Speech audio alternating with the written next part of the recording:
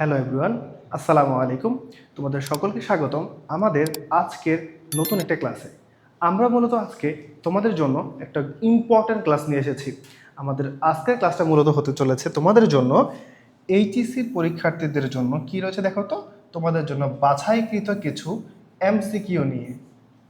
তোমরা অনলাইনে বেশিরভাগই দেখে থাকতে পারো যে তোমাদের এমসিকিউ সিকিউ একসাথে কোনো একটা ক্লাসে, বাট আমরা এই প্রথম তোমাদের জন্য এত সুন্দরভাবে গোছানোভাবে তোমাদের টাইপ ওয়াইজ শুধুমাত্র এমসিকিউর জন্য নতুন একটি ক্লাস নিয়ে এসেছি। আমাদের এইভাবে ধারাবাহিকভাবে চলতে থাকবে, চ্যাপ্টার 1, 2, 3 করে প্রতিটা চ্যাপ্টার আমরা আগে এমসিকিউ কভার করব একটা ক্লাসে, আরেকটা ক্লাসে শুধুমাত্র ডেডিকেটেডলি সিকিউ কভার করব। তো তোমাদের জন্য বেস্ট একটা কিছু আমরা নিয়ে আসতে চলেছি। তাহলে চলো শুরু করি। আজকে আমাদের প্রথম চ্যাপ্টার নিয়ে আমরা আলোচনা করব। আমাদের প্রথম চ্যাপ্টারটি হচ্ছে বিশ্ব ও বাংলাদেশ প্রেক্ষিত। এই চ্যাপ্টার নিয়ে আমরা বিস্তারিত আলোচনা করব এবং এমসিকিউ প্র্যাকটিস করব।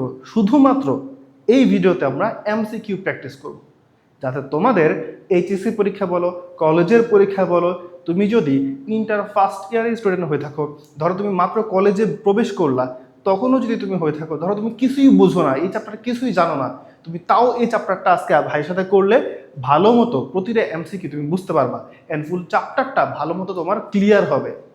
অ্যান্ড দেন আমরা আস্তে আস্তে হচ্ছে সিকিউ সলভ করব অন্য একটা লেকচারে। ক্লিয়ার? তাহলে চলো শুরু করি। আচ্ছা, আমরা প্রথমত দেখি, দেখো কি বলা আছে। আমরা বিশ্বগ্রাম সম্পর্কে জানবো। সো বিশ্বগ্রাম সম্পর্কে তোমরা কি জানো? বিশ্বগ্রাম মানে কি? Global village. তার মানে হচ্ছে আমরা পুরো বিশ্বটাকে একটা হাতের মুঠোয় নিয়ে এসেছি বা গ্রামের মধ্যে নিয়ে এসেছি। মানে বোঝা যায়, দেখো আমি এখানে দাঁড়িয়ে কিন্তু আমার যে ফ্রেন্ডটা বর্তমানে ইউএসএতে কানাডাতে আছে, আমি কিন্তু তাদের সাথে খুব ইজিলি যোগাযোগ করতে পারি, ভিডিও কলে কথাবার্তা বলতে পারি। কার মাধ্যমে সম্ভব হয়েছে? সকল কিছু ইন্টারনেটের মাধ্যমে সম্ভব হয়েছে, তাই না? সো ইন্টারনেট কি করছে বলো তো? আমাদেরকে সকলকে খুব কাছাকাছি নিয়ে আসছে। আগে যেমন দেখা যেত যে ধরো যারা গ্রামে থাকে আর যারা ঢাকায় থাকে, তারা পরস্পর হচ্ছে চিঠির মাধ্যমে তাদের মনের ভাব প্রকাশ করত। বাট বর্তমানে কি দেখা যায়? বর্তমানে আমরা হচ্ছে ভিডিও কলের মাধ্যমে, নেট চলে আসার কারণে, বুঝছো, স্মার্টফোন আমাদের হাতে আসার কারণে আমরা দূরবর্তী, শুধুমাত্র দূরবর্তী না, অনেক দূরে কোনো এক দেশের মানুষের সাথেও আমরা খুব ইজিলি এখন কমিউনিকেট করতে পারতেছি। কার মাধ্যমে? শুধুমাত্র ইন্টারনেটের মাধ্যমে। ইন্টারনেট কি করছে? আমাদের সকলকে ছোট্ট একটা গ্রামের মধ্যে এনে দিছে বা সকলকে একসাথে এনে দিছে। বোঝায় গেছে? সেই কথাটা এখানে গোছানোভাবে বা আরো ব্যাখ্যা দিয়ে তোমাদেরকে বোঝানো হয়েছে। কি বলছে দেখো, আমরা একটু দেখি। দেখো কি বলছে। বিশ্বগ্রামের ধারণা: আধুনিক যোগাযোগ ব্যবস্থার উন্নতিতে এবং দ্রুত যোগাযোগের সুবিধার ফলে পৃথিবী আস্তে আস্তে ছোট হয়ে আসতেছে। ঠিক আছে, পৃথিবী কি হচ্ছে? আস্তে আস্তে ছোট হয়ে আসতেছে। আচ্ছা, তারপর হচ্ছে বলতেছে যে দেশগুলো যেন গ্রামের পরিবারের মতো সমন্বয় বলে মনে হচ্ছে, এমনকি তারা তাদের সুখ দুঃখের পাশাপাশি হাবিজাবি অনেক কথাবার্তা বলছে। তো এই লোকটি, উনি হচ্ছে বিশ্বগ্রাম সম্পর্কে ধারণা দিয়েছেন। আচ্ছা, এখন তোমাকে এখানে একটা কথা বলছে, দেখো বলছে বিশ্বগ্রাম মানে বিশ্বগ্রামের সংজ্ঞাটা বলছে যে গ্লোবাল ভিলেজ হচ্ছে এমন একটি পরিবেশ যেখানে পৃথিবীর সকল মানুষই একটি একক সমাজে বসবাস করে এবং ইলেকট্রনিক মিডিয়া ও তথ্য প্রযুক্তি ব্যবহারের মাধ্যমে একে অপরকে সেবা প্রদান করে থাকে। ওকে, আমরা তো এটা বুঝে গেছি। এখন দেখো বলছে বিশ্বগ্রাম প্রতিষ্ঠার কিছু উপাদান। আচ্ছা, আমরা দেখবো যে বিশ্বগ্রাম প্রতিষ্ঠার জন্য আমাদের কি কি উপাদান লেগেছে। চলো আমরা দেখি। আমাদের প্রথম যে উপাদান সেটা হচ্ছে আমাদের কি? হার্ডওয়্যার। আমাদের হার্ডওয়্যার লাগে। যেমন ধরো, আচ্ছা আগে লিখি হার্ডওয়্যার, তারপর হচ্ছে আমাদের সফটওয়্যার লাগে। বুঝছো?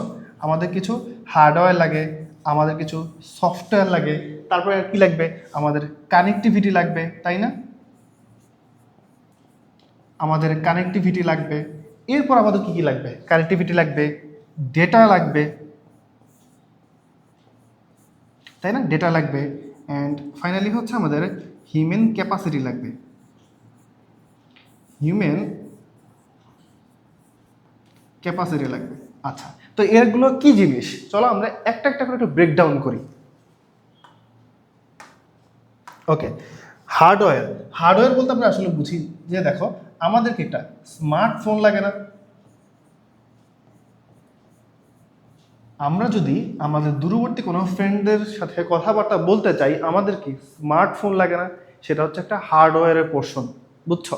আচ্ছা, তারপর দেখো সফটওয়্যার। সফটওয়্যার বলতে বুঝি আমাদের বিভিন্ন ধরনের অপারেটিং সিস্টেম, ঠিক আছে, বিভিন্ন ধরনের অপারেটিং সিস্টেম। আবার ধরো সফটওয়্যার বলতে কি আমাদের ফেসবুক, ইউটিউব, এগুলো কি আমাদের সফটওয়্যার না? হ্যাঁ। সো এগুলোর সাহায্যে কি আমরা একজন একজনের সাথে যোগাযোগ করতে পারি এবং পুরো বিশ্বটাকে আমরা হাতের মুঠো নিয়ে আসতে পারতেছি। অ্যান্ড দেখো কানেক্টিভিটি। কানেক্টিভিটি মানে কি? ইন্টারনেট কানেকশন তোমার থাকতে হবে। তোমার কাছে যদি ইন্টারনেট কানেকশন না থাকে তাহলে তুমি কি হচ্ছে যোগাযোগ করতে পারবা না। এরপর দেখো ডেটা। ডেটা মানে কি? আমরা যে কথাবার্তা বলি, আমরা ডেটা আদান প্রদান করি, সেই বিষয়টাকে বোঝানো হয়েছে। এরপর দেখো হিউম্যান ক্যাপাসিটি। হিউম্যান ক্যাপাসিটি মানে কি? হিউম্যান ক্যাপাসিটি মানে হচ্ছে দেখো আমরা যারা ধরো কি বলে, যারা একটু কম পড়াশোনা করেছে বা যারা আগের মানুষজন, আগের জেনারেশন, ধরো তোমার দাদি নানি, ওনারা কি আমরা যেভাবে হচ্ছে তুমি আমি আমরা যেভাবে স্মার্টফোন ইন্টারনেট ব্যবহার করতেছি, তারা কি এভাবে ব্যবহার করতে পারতেছে না? তারা কিন্তু এভাবে ব্যবহার করতে পারতেছে না। সো ইন্টারনেট ব্যবহার করার জন্য আমাদের কি লাগবে? আমাদের হচ্ছে জ্ঞান লাগবে, আমাদেরকে অ্যাটলিস্ট কিছু শিক্ষিত হতে হবে। তুমি শিক্ষিত না হইলেও এই জেনারেশনে তুমি যদি এক্সিস্ট করো, তুমি অ্যাটলিস্ট মোবাইল ফোন ইউজ করতে পারবা, বুঝছো? সো এই যে হিউম্যান ক্যাপাসিটি মানে কি, মানুষ যাতে বুঝে যে এটাকে আমি কিভাবে ইউজ করব, সেই বিষয়টা তোমার মধ্যে থাকতে হবে। তাহলেই কেবলমাত্র বা এই কয়েকটা উপাদান যদি তোমার মধ্যে থাকে বা আমাদের মধ্যে থাকে, আমরা কিন্তু পুরো বিশ্বটাকে একটা ছোট গ্রামের মধ্যে নিয়ে আসতে পারবো, বুঝছো? গ্রামের মধ্যে নাই, চলে আমরা একটা গ্রাম চিন্তা করতে পারবো পুরো বিশ্বকে। ক্লিয়ার? আচ্ছা, তাহলে আমরা বিশ্বগ্রাম সম্পর্কে জেনে গেছি। তাহলে চলো পরবর্তী টপিক দেখি। এখানে কি বলছে? Virtual reality. আচ্ছা, ভার্চুয়াল রিয়েলিটি কি জিনিস দেখো বলে দিছে। ভার্চুয়াল রিয়েলিটি তার মানে হচ্ছে তুমি রিয়েলিটিতে থাকবা, বাট তোমার চিন্তা ভাবনা সব কিছু ভার্চুয়ালি তোমাকে কন্ট্রোল করা হবে। অর্থাৎ ধরো তুমি রিয়েলিটিতে এখন আমি এখানে আসি, বাট আমার মধ্যে এমন কোনো চেঞ্জেস আনতে হবে বা আমার চারপাশে পরিবেশে এমন কোনো চেঞ্জেস আনতে হবে যাতে মনে হয় যে আমি আসলে এই পরিবেশে মানে আমি ওই পরিবেশে এক্সিস্ট করি, আমি রিয়েলিটিতে এক্সিস্ট করতেছি না। আমার আশেপাশের পরিবেশ যেই আমাকে যে এনভায়রনমেন্টটা দিচ্ছে বা যেই ধরো টেকনোলজির সাহায্যে আমাকে যে পরিবেশটা দিচ্ছে, আমার কাছে মনে হবে আমি ওই পরিবেশে আছি, বুঝছো? এটাই মূলত হচ্ছে আমাদের ভার্চুয়াল রিয়েলিটি। তাহলে চলো আমরা কিছু সম্পর্কে জানি। কি বলছে? ভার্চুয়াল রিয়েলিটি শব্দটি প্রথমে ব্যবহৃত হয়েছে ফরাসি নাট্যকার, এখানে অনেক কিছু বলা হয়েছে। আচ্ছা, বলছে 1961 সালে প্রথম হ্যালিগ তার সেন্সোরামা স্টিমুলেটর নামক যন্ত্রের সাহায্যে, এই যন্ত্রের সাহায্যে কি করছে? ভার্চুয়াল রিয়েলিটির আত্মপ্রকাশ করছে। এই প্রযুক্তির সাথে কম্পিউটারের কোনো সম্পর্ক ছিল না। আচ্ছা, এখানে অনেক কথাবার্তা বলছে। তারপর বললো যে হচ্ছে ওকে, বাস্তবায়নে শ্রবণ অনুভূতি, দৈহিক ও মানসিক ভাবাবেগ, উত্তেজনা অনুভূতি সব কিছু হচ্ছে আমাদেরকে ফিল করায়, ঠিক আছে? এমন একটা আমরা রিয়েলিটির মধ্যে যাবো আর কি, ভার্চুয়াল রিয়েলিটির মাধ্যমে। তারপরে এখানে আর পড়ার মতো কিছু নাই। হ্যাঁ, একটা জিনিস আছে দেখো, আমাদেরকে এটা ত্রিমাত্রিক অবস্থানে আমাদেরকে নিয়ে যায়। তারপর ভার্চুয়াল রিয়েলিটি পরিবেশ তৈরির কিছু উপাদান। আচ্ছা, এটা খুব ইম্পর্ট্যান্ট, এই জিনিসটা অনেক ইম্পর্ট্যান্ট। ভার্চুয়াল রিয়েলিটির কিছু উপাদান, ঠিক আছে? এরা এরা কি? এরা হচ্ছে আমাদের ভার্চুয়াল রিয়েলিটির উপাদান, ঠিক আছে? এরা হচ্ছে অনেক ইম্পর্ট্যান্ট। ভার্চুয়াল রিয়েলিটির এই উপাদানগুলো তোমাদেরকে জানতেই হবে, পরীক্ষা আসবেই, তোমাদের এমসিকিউতে আসবেই যে নিচের কোনটি ভার্চুয়াল রিয়েলিটির উপাদান, নিচের কোনটি ভার্চুয়াল রিয়েলিটির উপাদান না, ঠিক আছে? এভাবে আসবে। দেখো কি বলছে, ওরা বলছে যে দেখো এইচএমডি মানে হেড মাউন্টেড ডিসপ্লে, তারপর হচ্ছে বলছে হ্যান্ড গ্লোভস, এরপর কি বলছে দেখো বডি স্যুট বলা আছে, তারপর হচ্ছে চোখে চশমা। হ্যাঁ, হেড মাউন্টেড ডিসপ্লে হচ্ছে তোমার এরকম এখানে এক ধরনের ডিসপ্লে থাকে, সেগুলোর মাধ্যমে হচ্ছে আমরা সামনে আমাদের একটা ভার্চুয়াল দুনিয়া দেখতে পাই, বুঝছো? এরপর কি বলছে দেখো, হ্যান্ড গ্লোভস। হ্যান্ড গ্লাভস দ্বারা হচ্ছে আসলে তোমাকে হচ্ছে একটা ফিল করাবে যে ধরো তুমি হেড মাউন্টেড ডিসপ্লের সাহায্যে তুমি মনে হচ্ছে যে তুমি সাইবেরিয়াতে আসো। সো সেখানে কি অনেক শীত থাকে, এই জন্য তোমাকে হ্যান্ড গ্লাভস পরানো হবে। হ্যান্ড গ্লাভস পরলে কি মনে হবে যে আরে অনেক শীত লাগে, বুঝছো? দেখবো তোমার হাতগুলো অনেক ঠান্ডা হয়ে গেছে। বডি স্যুট পরানো হবে, তখন তোমার বডি ফিল করবে যে অনেক ঠান্ডা লাগতেছে। অর্থাৎ তোমাকে এমন একটা পরিবেশ দেওয়া হবে যাতে তোমার কাছে মনে হবে যে তুমি আসলে ওইখানেই আসো, তুমি আর এই রিয়েলিটিতে এক্সিস্ট করোই না, এমন তোমার কাছে ফিল করাবে।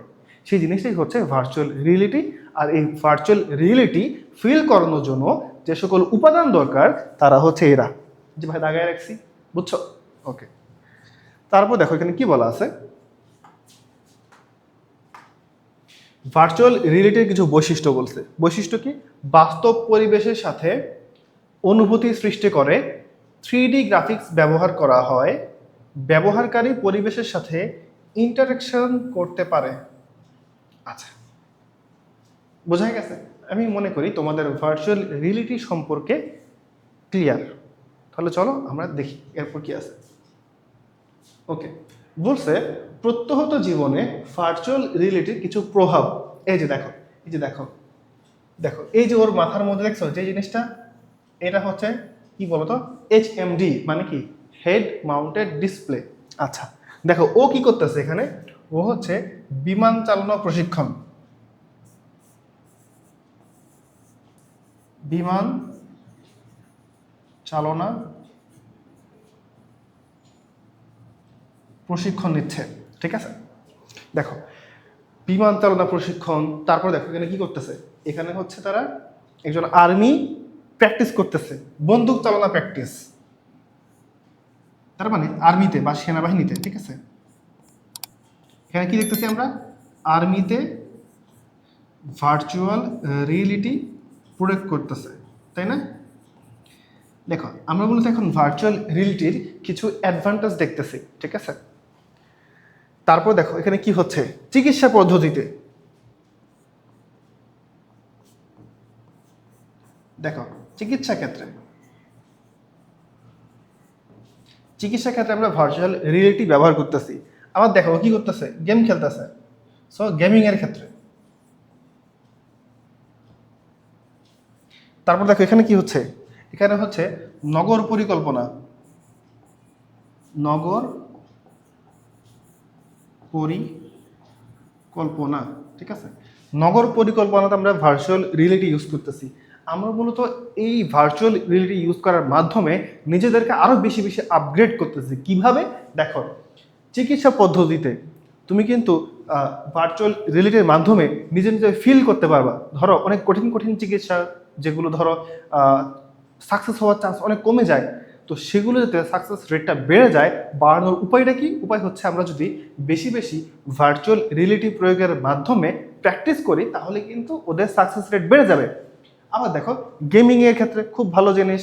তারপরে দেখো বিমান পরিচালনা বা বিমান চালনা, কীভাবে বিমান চালাইতে হয়, এই জিনিস যদি ধরো তুমি আগে আগে প্র্যাকটিস করতে পারো ভার্চুয়াল রিয়েলিটির মাধ্যমে, তুমি কিন্তু অনেকখানি বুঝে যাবা যে আসলে কোথায় আমাকে কোনটা প্রেস করতে হবে, কোন সিচুয়েশন আমাকে কোন ধরনের চিন্তা করতে হবে, বুঝছো?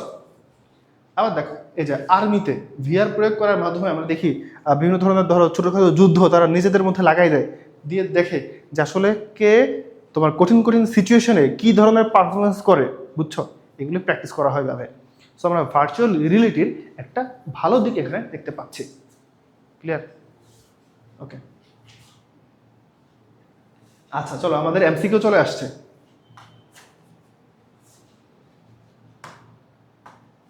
MCQতে কি বলছে, ভার্চুয়াল রিয়েলিটির বৈশিষ্ট্য কোনটি? কি বলছে, তথ্য আদান প্রদান করা না, বাস্তব জগতে বিচরণ না, ভার্চুয়াল রিয়েলিটি বাস্তবে থেকে কাল্পনিক চিন্তা ভাবনা করা, তাই না? দ্বিমাত্রিক জগতে প্রবেশ না, আমরা দেখে আসছি না এটা কোন ধরনের মাত্রিক ছিল, ত্রিমাত্রিক জগতে প্রবেশ করতে আমরা কিছুক্ষণ আগে দেখে আসছি। কাল্পনিক জগতে বিচরণ, হ্যাঁ, তার মানে এইটা হচ্ছে আমাদের অ্যান্সার, এটা হচ্ছে আমাদের অ্যান্সার। অ্যান্সার হচ্ছে 1-এর 4, বুঝছো? ওকে, তারপর আসি কি বলছে? সাধারণভাবে ভার্চুয়াল রিয়েলিটির পরিবেশ হলো, ভার্চুয়াল রিয়েলিটির পরিবেশ কোনটা বলো তো? আমরা দেখে আসছি না, 3D, ত্রিমাত্রিক। ত্রিমাত্রিক মানে কি? 3D বা 3 ডাইমেনশনাল, বুঝছো? ওকে, তারপরে কি বলছে? কম্পিউটার সিমুলেশন প্রয়োগের ক্ষেত্র কোনটি? কম্পিউটার সিমুলেশন প্রয়োগ করছি আমরা কোথায়? মাত্র দেখে আসছি না আমরা, ভার্চুয়াল রিয়েলিটিতে। তারপরে কোনটি ভার্চুয়াল রিয়েলিটিতে ব্যবহৃত হয় বলো, কোনটা? হ্যান্ড জিওমেট্রি, বায়োলজিক্যাল ডেটা না, দ্বিমাত্রিক সিমুলেশন না, ত্রিমাত্রিক সিমুলেশন, 3D, তাই না? আচ্ছা, হার্ডওয়্যার ও সফটওয়্যারের মাধ্যমে তৈরিকৃত বাস্তব ভিত্তিক কৃত্রিম পরিবেশকে কি বলে? দেখো কি বলছে, বাস্তব ভিত্তিক কৃত্রিম পরিবেশ। দেখছো, তুমি বাস্তবেই থাকবা, বাট তোমাকে এমন একটা পরিবেশ বানানো হবে, সেটা হচ্ছে একটা কৃত্রিম পরিবেশ। কম্পিউটারের মাধ্যমে একটা কৃত্রিম পরিবেশ বানিয়ে তোমাকে হচ্ছে অন্য একটা জগতে ঠেলে দিবে, বলবে তুমি ওই জগতেরই মানুষ, বাট তুমি আসলে সেখানকার না, তুমি আসলে এখানকার, বুঝছো? সো এটা কি? Virtual reality. আমি মূলত হচ্ছে তোমাদেরকে এই চ্যাপ্টারের জন্য যত ধরনের MCQ দরকার তোমাদের HSC পরীক্ষার জন্য বা কলেজের পরীক্ষাগুলোর জন্য ভালো করার জন্য, সকল কিছু এক জায়গায় টাইপ ওয়াইজ তোমাদেরকে আমি নিয়ে আসছি, বুঝছো? এই জন্য দেখবা টাইপ ওয়াইজ পড়লে তোমাদের কাছে জিনিসগুলো খুব ইজি লাগে, যেটা আমি ফিল করি। দ্যাটস ওয়াই এই প্রচেষ্টা তোমাদের জন্য। ওকে, তারপর আসি, টেলিপ্রেজেন্সের প্রয়োগ ক্ষেত্র নিচের কোনটি? Obviously virtual reality. আমাকে বলো, তোমরা কি জানো টেলিপ্রেজেন্স কি জিনিস? টেলিপ্রেজেন্স কি জিনিস তোমরা কি জানো? আমরা ফোনে ভিডিও কলে কথা বলি না, কথা বলে কি হয়, আমি এখানে থেকে আমার ফ্রেন্ডকে দেখতে পাচ্ছি যে ও হচ্ছে এখানে আছে, ও আমার সাথে দেখে দেখে আমরা কথাবার্তা বলতেছি, তাই না? আচ্ছা, আর টেলিপ্রেজেন্স কি জিনিস? টেলিপ্রেজেন্স হচ্ছে এমন একটা প্রযুক্তি, ও কি করে, মানে ও হচ্ছে তোমাকে একবারে রিয়েল লাইফে বোঝাবে যে ধরো আমি এখানে একটা বসে, ধরো আমি এখানে দাঁড়ায় আছি, ঠিক আছে? সো ও হচ্ছে, বা টেলিপ্রেজেন্সের এই পদ্ধতির জিনিসটা হচ্ছে এরকম যে এমন একটা তোমার সামনে পরিবেশ ক্রিয়েট করবে যাতে মনে হবে যে তোমার সামনেই এখানে তোমার কোনো একজন বন্ধু দাঁড়ায় আছে, বুঝছো?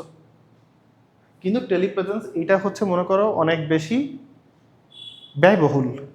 আমরা ভিডিও কলে কথা বললে যেরকম খুব অল্প খরচে, খরচ কি, তোমার ফোন আছে, তোমার কাছে ইন্টারনেট আছে, কথা বলতেছো, বাট এটার জন্য তোমার ধরো আলাদা একটা রুম লাগে, একটা সেট আপ লাগে, সো এটা বেশি তোমার এক্সপেন্সিভ, এটা অনেক বেশি এক্সপেন্সিভ। এর জন্য কি লাগে? আলাদা সেট আপ লাগে, বুঝছো? এই জন্য কি লাগে? আলাদা করে সেট আপ লাগে। তারপরও হচ্ছে তুমি ধরো তোমার ফ্রেন্ড বা যাকেই বলো না কেন তার সাথে তুমি কথাবার্তা বলতে পারবা। বাট এই ক্ষেত্রে সুবিধাটা কি? সুবিধা মানে হচ্ছে তুমি বাস্তবের মতোই মনে হবে যে তোমার পাশে তোমার বন্ধু দাঁড়ায় আছে, মনে হবে পাশে বন্ধু দাঁড়িয়ে আছে,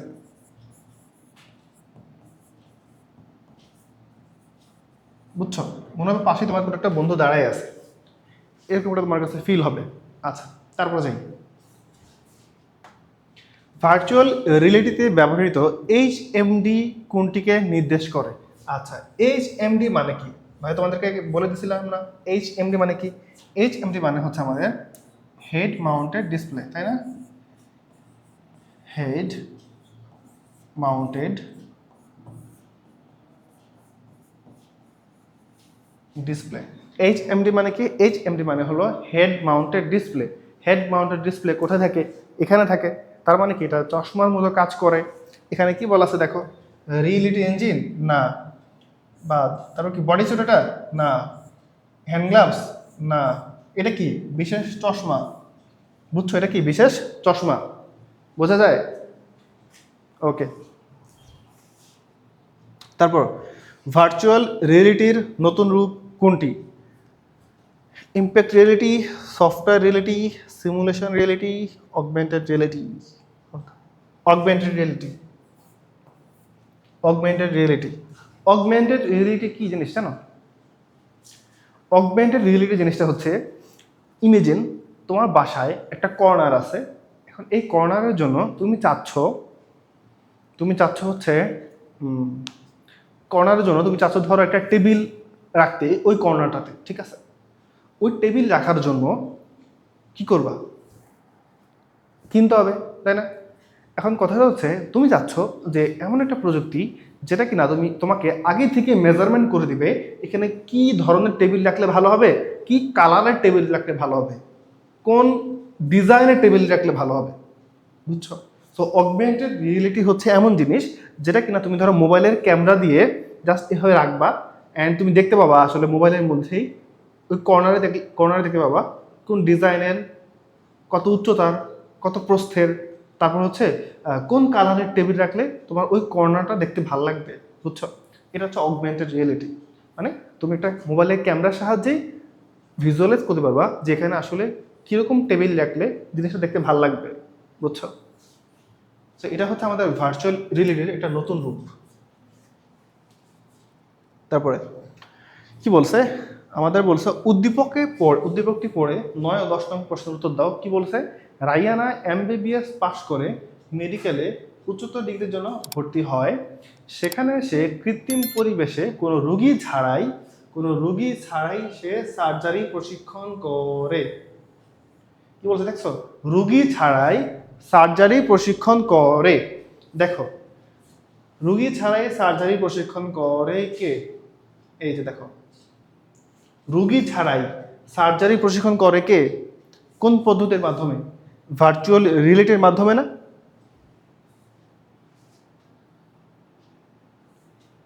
কোথায় কোথায় কোথায়? ওকে, তাহলে দেখো, রায়ানার প্রশিক্ষণ গ্রহণের পদ্ধতি কোনটা বলো তো? ভার্চুয়াল রিয়েলিটি না? বোঝা গেছে? ওকে, তারপরে উক্ত পদ্ধতি বাস্তবায়নের প্রয়োজন। এই পদ্ধতি বা ভার্চুয়াল রিয়েলিটি, এই পদ্ধতি বাস্তবায়নের জন্য আমার কি লাগবে? কম্পিউটার সিমুলেশন, ত্রিমাত্রিক ইমেজ, অ্যাকচুয়েটর না, এটা অ্যাকচুয়েটর হবে, আচ্ছা। সো অ্যাকচুয়েটর কোনটা? 1 আর 2 ক, 1 আর 2 ক। আচ্ছা, অ্যাকচুয়েটর এটা কি জিনিস তোমরা কি জানো? অ্যাকচুয়েটর কি জিনিস আমরা সামনে দেখবো। অ্যাকচুয়েটর কি জিনিস? অ্যাকচুয়েটর হচ্ছে তোমার রোবোটিক্সের মধ্যে আমরা দেখবো, মানে রোবটের বুঝছো হাত পা ব্যাপারটা, ওটা হচ্ছে অ্যাকচুয়েটর। আমরা দেখবো, সমস্যা নেই। এখন আমরা এটা স্কিপ করতেছি, ঠিক আছে? অ্যাকচুয়েটর কি জিনিস আমরা সামনে দেখবো, এই জন্য আমি বোঝাচ্ছি না এখন। আমরা জানি কি, দেখো কি, কম্পিউটার সিমুলেশন, হ্যাঁ, সিমুলেশনের মাধ্যমে আমরা হচ্ছে ভার্চুয়াল রিয়েলিটি তোমার অ্যাপ্লাই করে থাকি। ত্রিমাত্রিক ইমেজ, হ্যাঁ, আমরা 3D দেখি, তাই না? আচ্ছা, শোনো, বুঝাই গেছি 10 নম্বরটা। তারপর আসি, ভার্চুয়াল রিয়েলিটির প্রভাব রয়েছে কোথায়? কোথায় রয়েছে? আমরা সামরিক ক্ষেত্রে দেখেছি, হ্যাঁ দেখেছি। ওই যে, আচ্ছা, প্রশিক্ষণ, হ্যাঁ প্রশিক্ষণে দেখেছি। শিক্ষাক্ষেত্রে, হ্যাঁ শিক্ষাক্ষেত্রে দেখছি। ওই যে চিকিৎসার ক্ষেত্রে আমরা দেখছি। তারপর হচ্ছে শিক্ষাক্ষেত্রেও দেখা যায় যে ধরো তোমার তুমি ভার্চুয়াল রিয়েলিটির প্রয়োগের মাধ্যমে তুমি ধরো হচ্ছে তুমি কারো একটা হার্ট দেখতে চাচ্ছ, বা তুমি ধরো হাইড্রা দেখতে চাচ্ছ। আমরা বায়োলজিতে হাইড্রা দেখছি না? হাইড্রা বায়োলজি কোন অধ্যায়?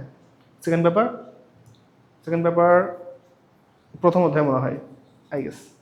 হাইড্রা, রুই মাছ, একটা অধ্যায় আছে আমাদের। ধরো তুমি হাইড্রা দেখতে চাও, বা তুমি ধরো রুই মাছ সাধারণত দেখা যায়, ধরো তুমি হাইড্রা দেখতে চাও, তুমি ধরো হচ্ছে বিদেশ থাকো, তুমি বট গাছ জীবনে দেখো নাই, তুমি বট গাছ দেখতে চাও, বট গাছ কেমন হয়।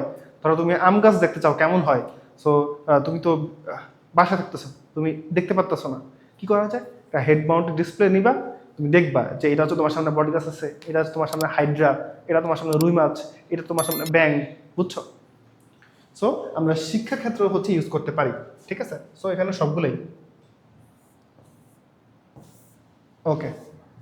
তারপর চলো, কি বলছে? ভার্চুয়াল রিয়েলিটির মাধ্যমে নিরাপদে কোন কাজটি করা সম্ভব? নিরাপদে কোন কাজটি করা সম্ভব হবে ভার্চুয়াল রিয়েলিটির মাধ্যমে? কি বলছে?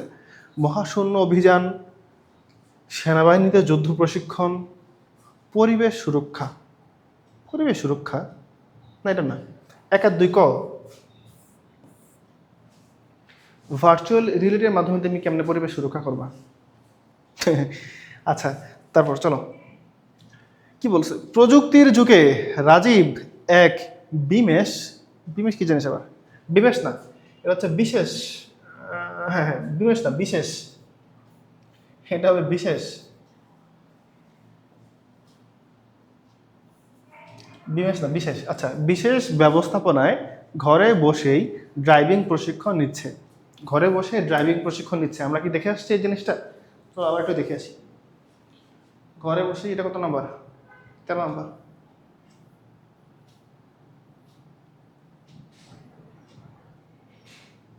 দেখো এই যে গেমিং করতেছে, সেখানে ড্রাইভিং করতে পারতেছে না, ড্রাইভিং প্রশিক্ষণ নিচ্ছে বলতে পারি, বা গেম খেলতেছে, যাই হোক। সো ড্রাইভিং চাইলে প্রশিক্ষণ নেওয়া যাবে, হবে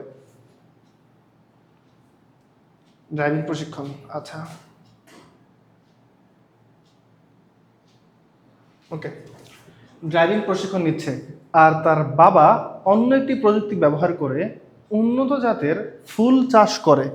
উন্নত জাতের ফুল চাষ করে, কোন প্রযুক্তি আমরা সামনে দেখব, ঠিক আছে? বলছে কি, উদ্দীপকে রাজীবের বাবা ব্যবহৃত প্রযুক্তির সীমাবদ্ধতা হলো কোনটি? সীমাবদ্ধতা কি বলছে? ফলন কমে যেতে পারে। আচ্ছা, সে কি ভালো যাচ্ছে, তাই না? উন্নত জাতের ফুল চাষ করতেছে, সো নতুন রোগ সৃষ্টি হতে পারে। সীমাবদ্ধতা মানে কি? উনি যেই প্রযুক্তি ব্যবহার করছে, ওই প্রযুক্তির খারাপ দিকগুলো কি কি? খারাপ দিকগুলো হচ্ছে দেশীয় প্রযুক্তি বিলুপ্ত হতে পারে। হ্যাঁ, এটা হতে পারে, কারণ হচ্ছে সে যেহেতু উন্নত জাত অ্যাপ্লাই করতেছে, তার মানে আমাদের দেশীয় যে জাতগুলো ছিল সেগুলো বিলুপ্ত হয়ে যাবে। ফলন কমে যেতে পারে না, ফলন কিভাবে কমবে? উনি তো উন্নত জাত করতে চাচ্ছে, উন্নত জাতের ফুল চাষ করতেছে, তো ফলন কমবে না। নতুন রোগ সৃষ্টি হতে পারে, হ্যাঁ, এক আর তিন, এক তিন, গ, এক তিন। তারপরে রাজীবের ব্যবহৃত প্রযুক্তি কোনটি? Obviously virtual reality. কেন? কারণ রাজীব কি করতেছে? কোন প্রযুক্তি করতেছে? Virtual reality. সে কি করতেছে? সে হচ্ছে ড্রাইভিং করতেছে, তাই না? সে ড্রাইভিং প্র্যাকটিস করতেছে না, সো এটা ভার্চুয়াল রিয়েলিটি। তারপর চলো কি বলছে, আমরা এখন কৃত্রিম বুদ্ধিমত্তা সম্পর্কে জানতে পারবো, বা এআই সম্পর্কে আমরা জানতে পারবো। আমরা কি ছোটবেলায় শুনে আসছি না? শুনছো তুমি ছোটবেলায়? আচ্ছা, আমরা এখন এআই নিয়ে জানবো। দেখো কি বলছে, অন্য একটা কলম নেই, চিকন করি। মানুষ যেভাবে চিন্তা ভাবনা করে,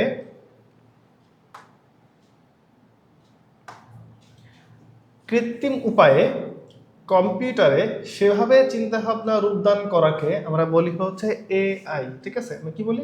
বলি এআই বা আর্টিফিশিয়াল ইন্টেলিজেন্স। ওকে, এখানে ইম্পর্টেন্ট কি আছে? আর ইম্পর্টেন্ট হচ্ছে, বলেছে পঞ্চম প্রজন্মের বা ফিফথ জেনারেশনের কম্পিউটারগুলো একই সময়ে বহুবিধ কাজ অতি দ্রুতের সাথে সম্পন্ন করতে পারে, কিন্তু মানুষ একই সময়ে বিভিন্ন বিষয় চিন্তা ভাবনা করতে পারে না। আচ্ছা, তারপর কি বলছে? হ্যাঁ, এখানে এটা ইম্পর্টেন্ট।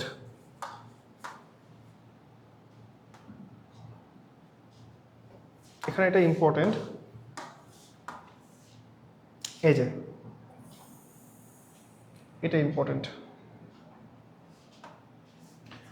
কি বলছে? আর্টিফিশিয়াল ইন্টেলিজেন্স বা এআই, এটা হচ্ছে যে সকল প্রোগ্রামিং ল্যাঙ্গুয়েজগুলো ব্যবহার করা হয় এআই বানানোর জন্য, তারা কারা কারা?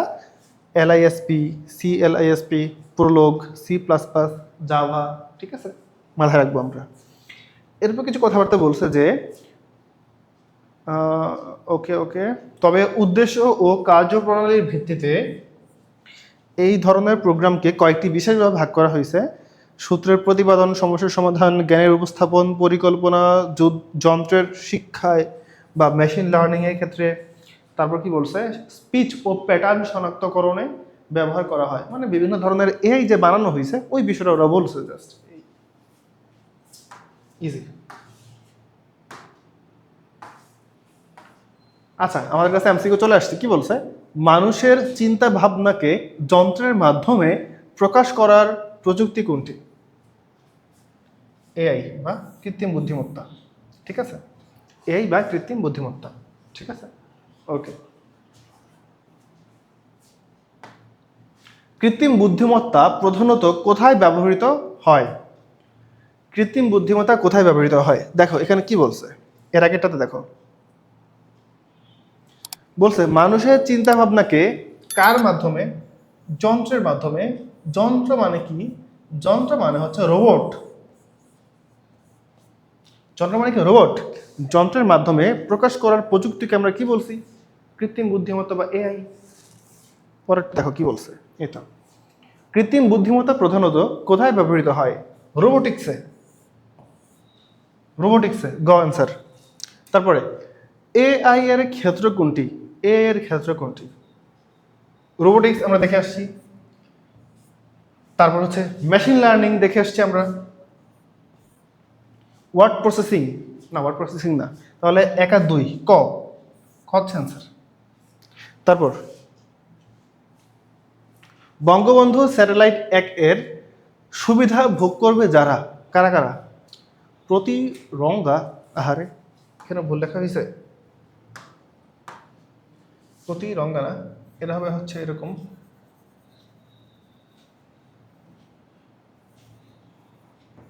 প্রতিরক্ষা, প্রতিরক্ষা বাহিনীতে, প্রতিরক্ষা বাহিনীতে, অনলাইন ব্যাংকিংয়ে, টেলিমেডিসিন, সবগুলাই।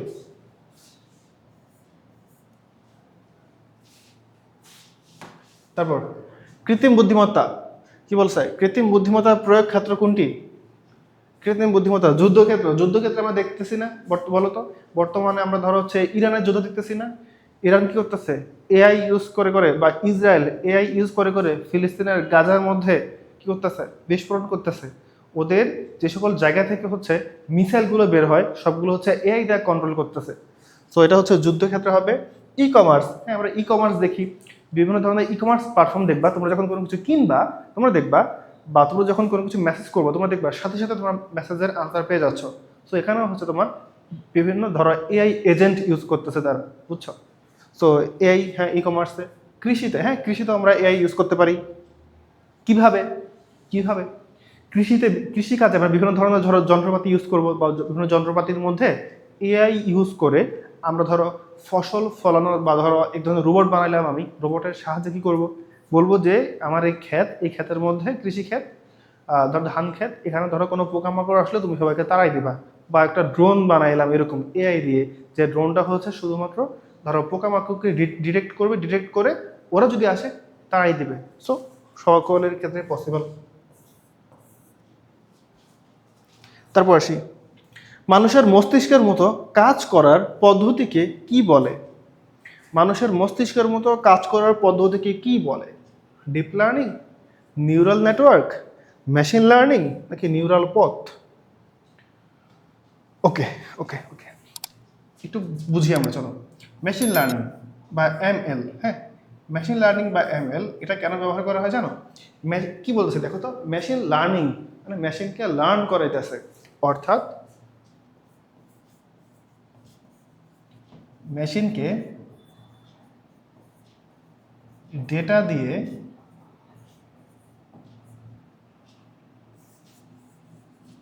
লার্ন করানো, ঠিক আছে? উদাহরণ হিসাবে যদি বলি, ওয়াইটি, ওয়াইটি মানে ইউটিউব, তারপর হচ্ছে নেটফ্লিক্স। কিভাবে? কিভাবে দেখো, আমরা নেটফ্লিক্সে যখন একটা মুভি দেখি, দেখবা যে আমরা যে জনরার মুভি দেখতেছি কিছুক্ষণ পরে আমাদের পাশে দেখবা বা নিচে ওই সেম জনরার আরও কিছু মুভি আমাদেরকে সাজেস্ট করতেছে।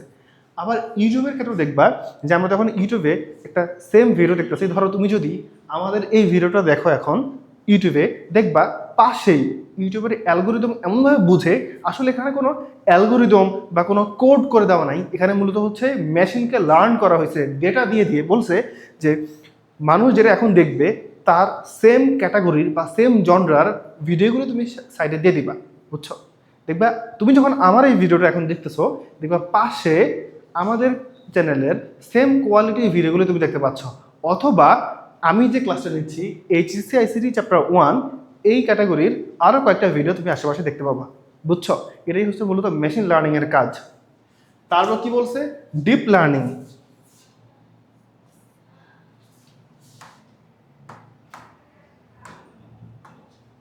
তারপর কি বলছে দেখো, ডিপ লার্নিং। তো ডিপ লার্নিং জিনিসটা হচ্ছে এরকম যে মেশিন লার্নিং করলে আমরা যেহেতু মেশিন লার্নিংয়ের মাধ্যমে ডেটা দিয়ে মেশিনটাকে লার্ন করাচ্ছি, ডিপ লার্নিং হচ্ছে এই মেশিনটাকে আরও এক্সট্রা লেভেলে লার্ন করানো। মানে আমরা মেশিন লার্নিং এর মাধ্যমে যেই পরিমাণ ওকে আমরা ডেটা দিয়ে বুঝাইতে পারি, যদি আমাদের আরও বেশি ডেটা দরকার হয়, আরও বেশি ডেটা দিয়ে আমরা যদি বুঝাইতে হয়, তখন কি করব? তখন আমরা হচ্ছে ডিপ লার্নিং ইউজ করব। মেশিন লার্নিংয়ের আরও আপগ্রেডেড ভার্সন হচ্ছে ডিপ লার্নিং। বোঝা গেছে?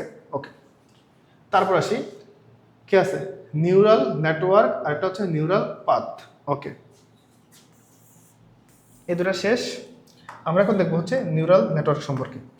Neural network, N T sorry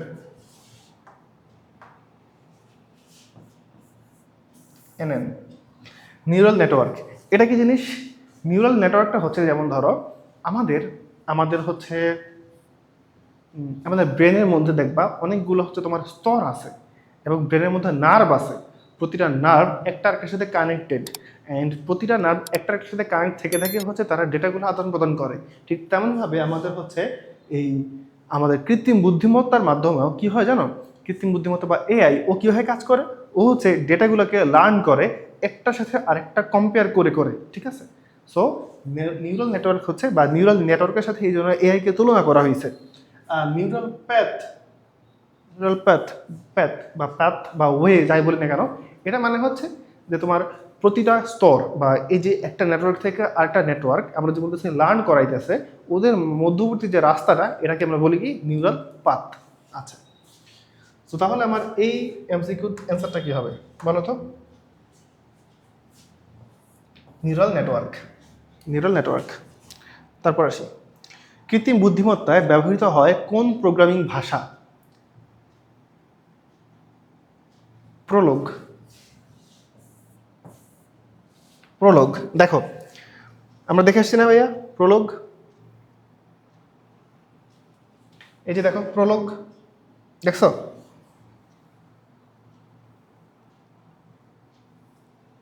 okay, তারপর কৃত্রিম বুদ্ধিমত্তা প্রয়োগের ক্ষেত্রে যে সকল প্রোগ্রামিং ভাষা ব্যবহার করা হয় তারা কারা কারা? তারা হচ্ছে ম্যাটল্যাব, আর কে? শার্ডলো, সিএসএস না, সিএসএস ব্যবহার করা হয় না। সিএসএস মানে হচ্ছে ক্যাসকাডিং স্টাইল শিট, এমন আর কি। সো মজার একটা বিষয় হচ্ছে ম্যাটল্যাব। চলো ম্যাটল্যাব সম্পর্কে একটু বলি। ম্যাটল্যাব, ম্যাটল্যাব মানে হচ্ছে ম্যাট্রিক্স। ম্যাটল্যাব মানে কি? Matrix laboratory. লিখে দিচ্ছি, ম্যাট্রিক্স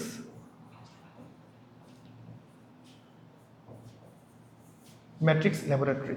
আচ্ছা, সো ম্যাটল্যাব দিয়ে কি করা হয়? চলো ওর সম্পর্কে একটু জেনে আসি আমরা। ম্যাটল্যাব দিয়ে কি করা হয়? এটা দিয়ে মূলত হচ্ছে গাণিতিক বা ম্যাথমেটিক্যাল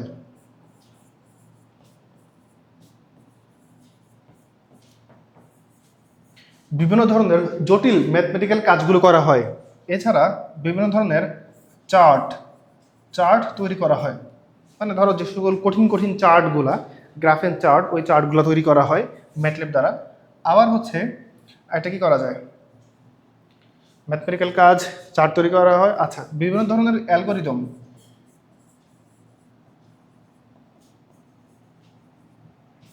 বিভিন্ন ধরনের অ্যালগোরিদম সলভ করা যায় বা বানানো যায় ম্যাটল্যাব দ্বারা, ঠিক আছে? ম্যাটল্যাবের সাহায্যে আমরা সাধারণত সলভ করি, বিভিন্ন ধরনের ম্যাথমেটিক্যাল প্রবলেম সলভ করি, গ্রাফ অ্যান্ড চার্ট বানাই বা সলভ করি, বিভিন্ন ধরনের অ্যালগোরিদম আমরা বানাই বা সলভ করি, ঠিক আছে? আচ্ছা, তারপর কি বললাম? শার্ডলু, নামটা একটু কেমন লাগে না শুনতে? কি বললাম? SHRDLU। আচ্ছা, সো এটাকে আমরা বলি হচ্ছে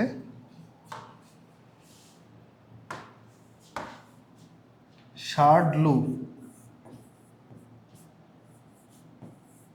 শার্ডলু, আচ্ছা, এইটা কবেকার জানো? এই শার্ডলু হচ্ছে আমাদের 70-এর দশকের, 70-এর দশকের একটা এআই, 70-এর দশকের একটা এআই হচ্ছে আমাদের শার্ডলু, ঠিক আছে? ও কিভাবে কাজ করতো, ও হচ্ছে মানে তখন তো বুঝতো না, আমরা এখন এই আমাদের চ্যাট জিপিটি, ক্লড এরা এখন যেভাবে বুঝে, ও ততটা চালাক ছিল না আসলে। ও কিভাবে বুঝতো, ও মূলত হচ্ছে তোমার ধরো কি বলা যায়, একটা রোবট ছিল, ধরো চিন্তা করতে আমাদের কাছে একটা রোবট আছে, এই রোবটের মধ্যে আমরা শার্ডলু এআইটা দিয়ে দিয়েছি। তো ওর কাজটা হচ্ছে এরকম যে আমার কাছে ধরো কিছু বক্স আছে, ধরো এটা হচ্ছে আমাদের কাছে একটা কালো বক্স, ঠিক আছে, ধরো এটা হচ্ছে আমাদের কাছে কালো বক্স, অ্যান্ড ধরো এই যে এসি রিমোটটা ধরো এটা হচ্ছে আমাদের কাছে সাদা বক্স, এই যে আমাদের কাছে দুটা বক্স আছে, কালো বক্স সাদা বক্স। সো ওই রোবটটার কাজ হচ্ছে, আমি বললাম যে তোমার কাছে এই যে কালো বক্সটা আছে, এই এই সাদা বক্সটা আছে, এই সাদা বক্সের মধ্যে এই কালো বক্সটা রাখো। সো এনে রেখে দিবে ও। আবার ধরো বললাম যে আমার কাছে একটা লাল সবুজ বক্স আছে, অ্যান্ড বললাম ধরো হচ্ছে এ বুঝে, ধরো বললাম যে আমাদের কাছে একটা সবুজ এরকম একটা বক্স আছে, এবং আমাদের কাছে বললাম হচ্ছে ধরো এরকম একটা লাল বক্স আছে, আরেকটা বললাম ধরো হচ্ছে আমাদের কাছে একটা সাদা বক্স আছে, আমাদের কাছে তিনটা বক্স আছে, সাদা লাল সবুজ। আচ্ছা, আমি ওকে বললাম যে ভাই তুমি হচ্ছে কি করবা জানো, তুমি হচ্ছে এই সাদা বক্সটাকে হচ্ছে এই লাল বক্সের উপরে রাখবা, লাল বক্সের উপরে রাখার পরে সবুজ বক্সটাকে হচ্ছে আবার লাল বক্সের নিচে রাখবা, ঠিক আছে। তাহলে উপরে কি হলো, উপরে হলো একটা সাদা, মাঝখানে হলো একটা কি, মাঝখানে হচ্ছে একটা লাল, আর নিচে হচ্ছে একটা সবুজ বক্স, তাই না। আমি বললাম যে তুমি এবার উপরের বক্সটা সরাই ফেলো, উপরের বক্সটা তুমি সরিয়ে ফেলো, তাহলে কোনটা সরাবে, ও সাদাটা সরাবে। দেন আমি বললাম যে এর পরের বক্সটা সরাও, ও লালটাকে সরাবে।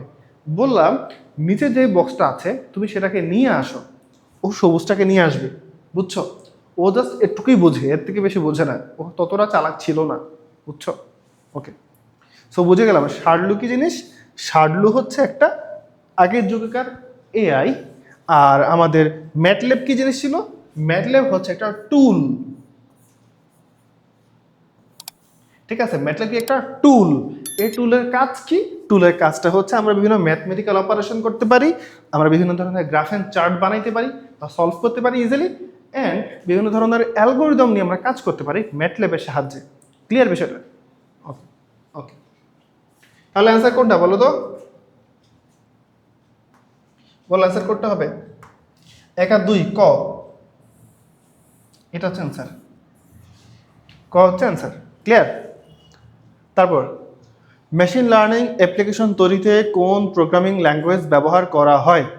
মেশিন লার্নিং বা এআই আমরা এগুলোতে হচ্ছে পাইথন ব্যবহার করি, পাইথন, ঠিক আছে। কৃত্রিম বুদ্ধিমত্তার ক্ষেত্রে বারবার ভুল সিদ্ধান্ত থেকে সঠিক সিদ্ধান্ত নেওয়ার সক্ষমতা তৈরি হয় কিসের মাধ্যমে। রিইনফোর্সমেন্ট লার্নিং, রিইনফোর্সমেন্ট লার্নিং এই পদ্ধতির মাধ্যমে, ধরো একটা এআই একটা ভুল করতেছে, ভুল করছে, ভুল করার পরে আমি যদি বলি যে তোমার একটা ভুল, ও আবার ভুলটাকে সলভ করে নতুন একটা সঠিক জিনিস তোমার কাছে নিয়ে আসবে। এই জিনিসটাকে আমরা কি বলি, রিইনফোর্সমেন্ট লার্নিং, ঠিক আছে। আচ্ছা, কৃত্রিম বুদ্ধিমত্তার আওতাধীন ক্ষেত্র নিচের কোনটি, কি বলছে, machine learning, computer vision, natural language processing, বা হচ্ছে এটাকে বলি আমরা হচ্ছে এনএলপি। সো এখানে সবগুলাই তিনটেই অ্যান্সার। তারপর রোবোটিক্স, রোবোটিক্সের মধ্যে আমরা চলে আসছি, চলো আমরা রোবোটিক্স সম্পর্কে জেনে আসি। কি বলছে, টেকনোলজি যে শাখায় রোবটের নকশা, গঠন, কাজ সম্পর্কে আলোচনা করা হয় সেই শাখাকে বলা হয় হচ্ছে রোবোটিক্স। ওকে, তাহলে রোবট কি জিনিস ভাই, রোবট কি জিনিস, রোবট হচ্ছে কম্পিউটার নিয়ন্ত্রিত একটি স্বয়ংক্রিয় ব্যবস্থা যা মানুষ যেভাবে কাজ করে সেভাবে কাজ করতে পারে, অথবা কাজের ধরন দেখে মনে হবে এর কৃত্রিম বুদ্ধিমত্তা আছে, ঠিক আছে। তারপর দেখো মোস্ট ইম্পর্টেন্ট জিনিস হচ্ছে এইটা,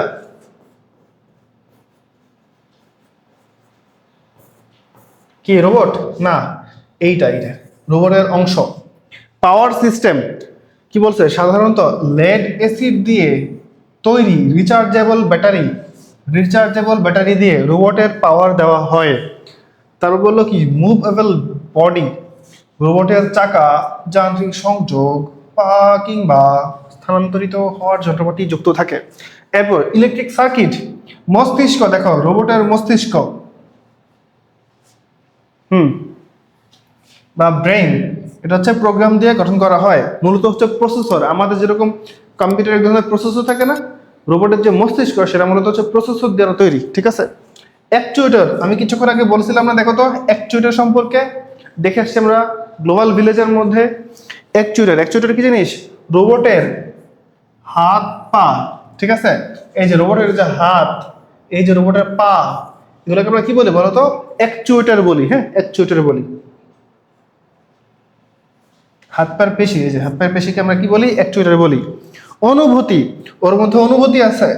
আচ্ছা, মানে হচ্ছে ওরকম তো অনুভূতি নাই, ওর মধ্যে মূলত সেন্সর দিয়ে দেয়। সেন্সর দিলে সেন্সর হচ্ছে সেন্স করে বুঝতে পারে যে সামনে ধরো কোনো অবস্টেকল আছে কিনা, বা সামনে ধরো কোনো মানুষ আছে কিনা, ঠিক আছে, ও জাস্ট সেন্স করতে পারে এই। তারপর কি বলছে? চোখের ন্যায় ক্যামেরা দিয়ে সামনে, দেখো চোখের ন্যায় ক্যামেরা দিয়ে সামনে বা পিছনের দিকে দৃশ্য নেওয়া হয় এবং 360 ডিগ্রি কোণে, মোস্ট ইম্পর্টেন্ট, 360 কোণে ঘুরতে পারে ও। ম্যানিপুলেশন বা পরিবর্তন, একটি রোবটের আশেপাশের বস্তুগুলো অবস্থান পরিবর্তন বা বস্তুটি পরিবর্তন করার পদ্ধতিকে বলা হয় ম্যানিপুলেশন। এখানে রোবটের হাতটি এই পরিবর্তনের যাবতীয় কাজ করে থাকে।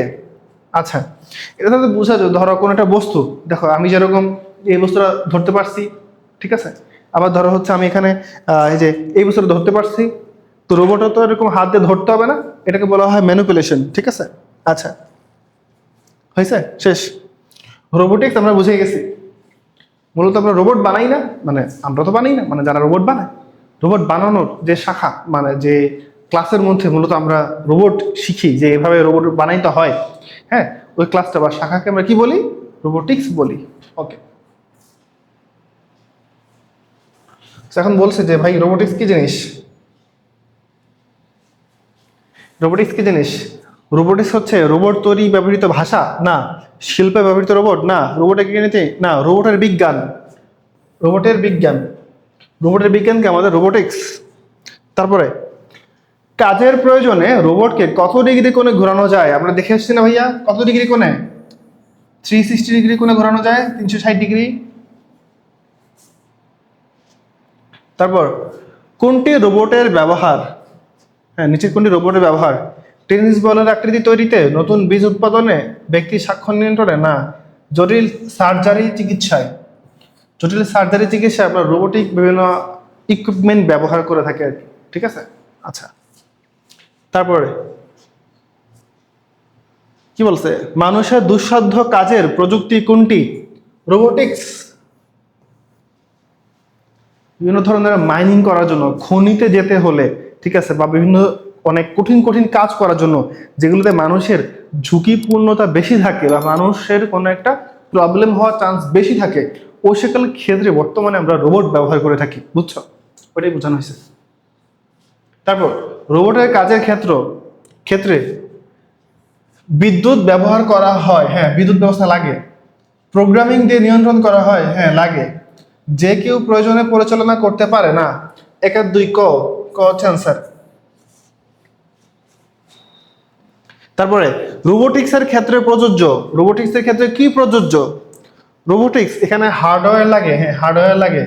আর্টিফিশিয়াল ইন্টেলিজেন্স, এআই, এআই লাগে। কি বলছে? নতুন গবেষণা পরিচালনা, রোবট। আচ্ছা, রোবট দিয়ে কেউ কি গবেষণা করে? পাগল মিয়া। 1 আর 2 ক অ্যান্সার। তারপর রোবট ব্যবহৃত হয় কেন? বাসাবাড়ির গৃহস্থালির কাজে, পরিকল্পনা প্রণয়নে, খনির অভ্যন্তরীণ কাজে। 1 আর 3, 1 3 কোথায় আছে? গ। কেউ পরিকল্পনা বা চিন্তা ভাবনা কখনো কি রোবট দিয়ে করায়? না, অবশ্যই না। চিন্তা ভাবনার জন্যই তো মানুষ দরকার, বুঝছো? বাসাবাড়ির গৃহস্থলীর কাজে, হ্যাঁ, এখানে সাধারণত অনেক ধরনের দেখবা রোবোটিক্স, এরকম ছোট ছোট রোবোটিক্স মেশিন পাওয়া যায়। বাইরের দেশে বেসিক্যালি হচ্ছে ইউজ করে, আমাদের দেশে অনেকে ইউজ করে বিভিন্ন ধরনের রোবোটিক্সের, বিভিন্ন ধরনের রোবট। ওই রোবট দিয়ে হচ্ছে বাসাবাড়ির ধোয়া মোছার বা অনেক সময় অনেক কাজ করে থাকে আর কি অ্যাকচুয়ালি। খনির অভ্যন্তরীণ কাজে, হ্যাঁ বললাম না ভাইয়া কিছুক্ষণ আগে, ঝুঁকিপূর্ণ কাজগুলোতে রোবট দিয়ে করানো হয় যাতে মানুষের কোনো প্রবলেম না হয়। বুঝা গেছে? তাহলে 1 আর 3 কোনটা? গ। ওকে, কি বলছে? সম্প্রতি ইসলামী বিশ্ববিদ্যালয়ের কম্পিউটার বিজ্ঞানের ছাত্র শামীম দীর্ঘদিন গবেষণা করে একটি যন্ত্র নির্মাণ করে যেটি উঁচু নিচু জায়গায় চলাচল করতে পারে এবং ভিডিও করে পাঠাতে পারে। উঁচু নিচু জায়গায় চলাচল করতে পারে এবং ভিডিও করতে পারে। ওকে, শামীম যন্ত্রটিকে কোন প্রযুক্তি ব্যবহার করে তৈরি করেছে? কোন প্রযুক্তি? Obviously robotics.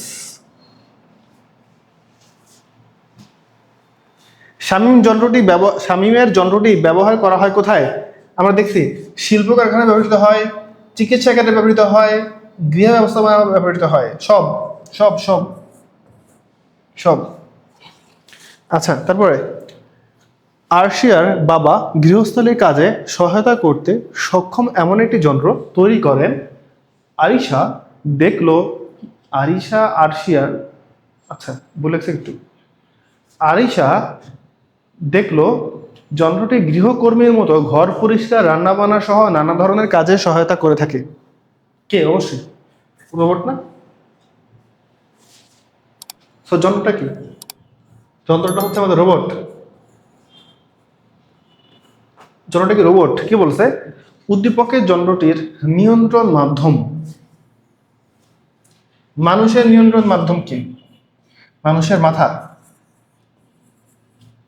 তাই না? মাথা। তো রোবটের মাথা কি? রোবটের মাথা ভাইয়া বলছি, দেখো পিছায় দেখো দরকার হলে, আমি বলছি প্রসেসর, তাই না? প্রসেসর হচ্ছে রোবটের মাথা। রোবট হচ্ছে প্রসেসরের মাধ্যমে আর কি কাজ টাজ করে, চিন্তা ভাবনা করে। সো কি কি দেওয়া আছে? ইলেকট্রিক সার্কিট, প্রসেসর, বৈদ্যুতিক motor, power system. Obviously processor. তারপর কি বলছে? কোন কোন ক্ষেত্রে যন্ত্রটি ব্যবহার রয়েছে? সামরিক ক্ষেত্রে, চিকিৎসা ক্ষেত্রে, ম্যানুফ্যাকচারিং, হ্যাঁ সব ক্ষেত্রেই। ঘ অ্যান্সার, ঘ। অ্যাকচুয়েটর ব্যবহার করা হয় কোন ক্ষেত্রে? রোবোটিক্স। রোবটের ক্ষেত্রে আমরা দেখছি না। অ্যাকচুয়েটর কি ছিল বলো তো? অ্যাকচুয়েটর কি ছিল? অ্যাকচুয়েটর হচ্ছে রোবটের, আরে এখানেও ভুল করছে, অ্যাকচুয়েটর হবে, অ্যাকচুয়েটর না ভাই, অ্যাকচুয়েটর। অ্যাকচুয়েটর, হ্যাঁ অ্যাকচুয়েটর।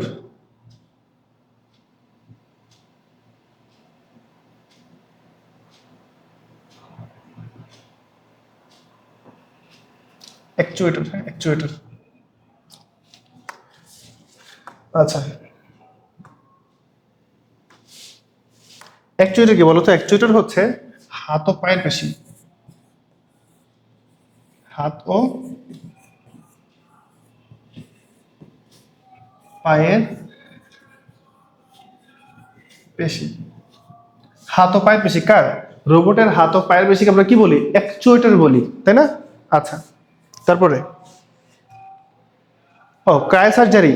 আমাদের রোবোটিক্সের কাহিনী শেষ, আমরা এখন দেখবো ক্রায়ো সার্জারি সম্পর্কে। ক্রায়ো সার্জারি মানে কি জানো? দেখো বলে দিছে সার্জারি, তার মানে, ওকে ও সরি সরি, হ্যাঁ সার্জারি। সার্জারি মানে কি? সার্জারি মানে কি? আচ্ছা, সার্জারি মানে কি? সার্জারি মানে হচ্ছে চিকিৎসা, তাই না? চিকিৎসা ক্ষেত্রে আমরা ব্যবহার করি কিভাবে? কিভাবে কিভাবে? আচ্ছা আমরা বলে দিচ্ছি কিভাবে কিভাবে। উম, উম, উম, উম, উম, উম, হুম হুম হুম, বুঝতে পেরেছি। ধরো কথার কথা, হ্যাঁ, এটা হচ্ছে তুমি, তুমি খুব খুশি, তুমি খুব খুশি না, তোমাকে একটু অখুশি বানাই দিই। আহা, তোমাকে অখুশি বানাইতে হবে, খুশি বানাইলে হবে না।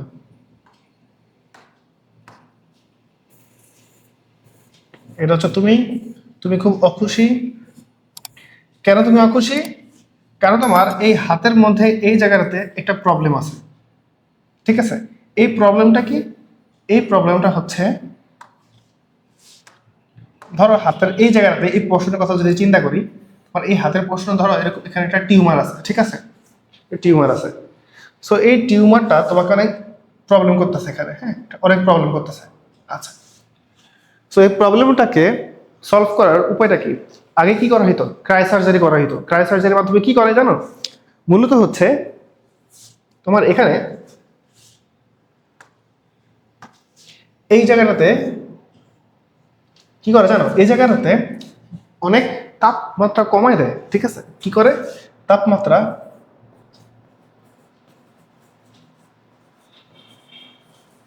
তাপমাত্রা কমাই দেয়। তাপমাত্রা কমাই দেয় কার মাধ্যমে? আর্গনের মাধ্যমে।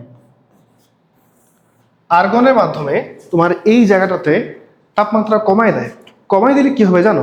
আমাদের হাতের মধ্যে টিস্যু আছে না, টিস্যুর মধ্যে যে কোষ আছে, হ্যাঁ, টিস্যুর মধ্যে কোষ আছে, সেই কোষের মধ্যে আবার এক ধরনের তরল পদার্থ আছে। সো তোমাকে যখন তাপমাত্রা কমাই দিবে আর্গন এই পদার্থটা প্রয়োগের মাধ্যমে, তখন কি হবে জানো? তখন হচ্ছে টিস্যুর মধ্যে যে পানিটা থাকে, পানিটা বরফ হয়ে যায়, শক্ত হয়ে যায়। তারপর কি হবে জানো? তারপর হচ্ছে তারপর হচ্ছে এই শক্ত এই জায়গাটা পরবর্তীতে কি করা যায় জানো? এটা হচ্ছে পরবর্তীতে আবার তাপমাত্রা বাড়ায় দেয়।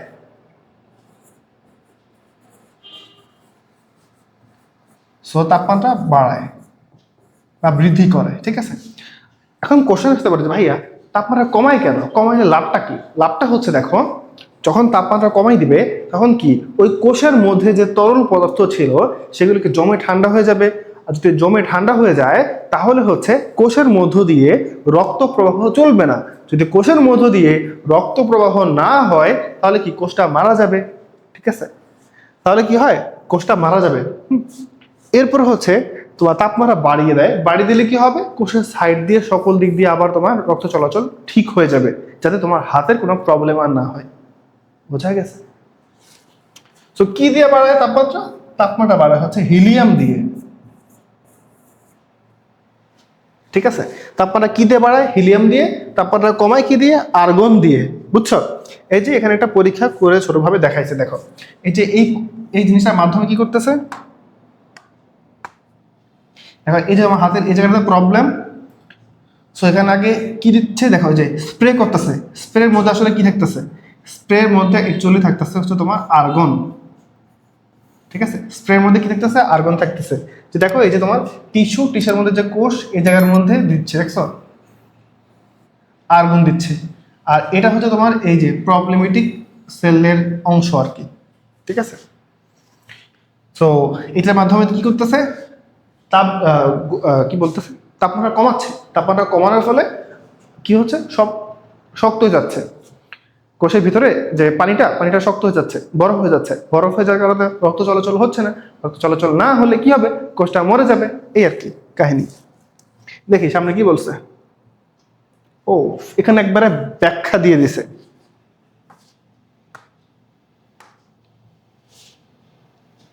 এখানে একবারে সুন্দর মতো ব্যাখ্যা দিয়ে দিচ্ছে। কি বলছে?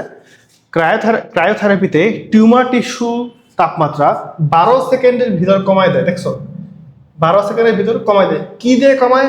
ভাই কিন্তু তোমাদেরকে বলে দিছি, আর্গন দিয়ে কমায়। আর্গন দিয়ে কমায়, ঠিক আছে? আর্গন দিয়ে কমায়।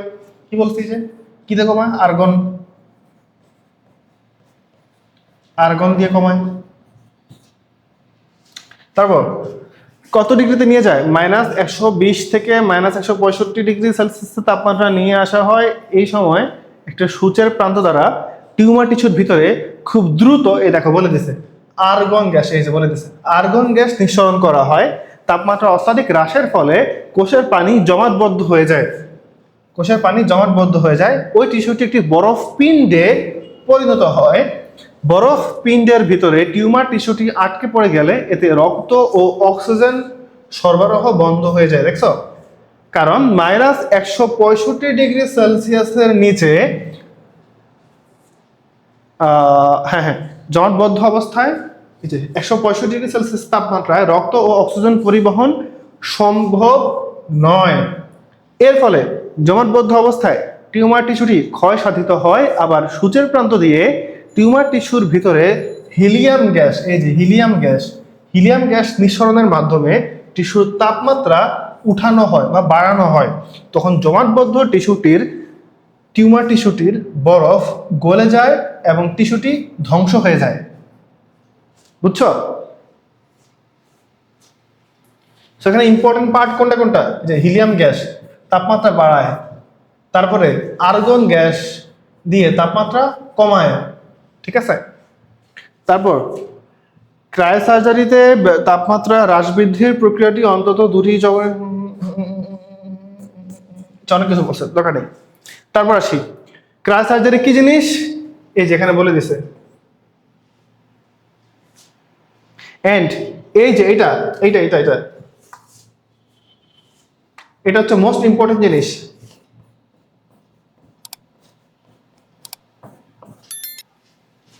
এটা হচ্ছে মোস্ট ইম্পর্টেন্ট জিনিস। এটা হচ্ছে মোস্ট ইম্পর্টেন্ট জিনিস।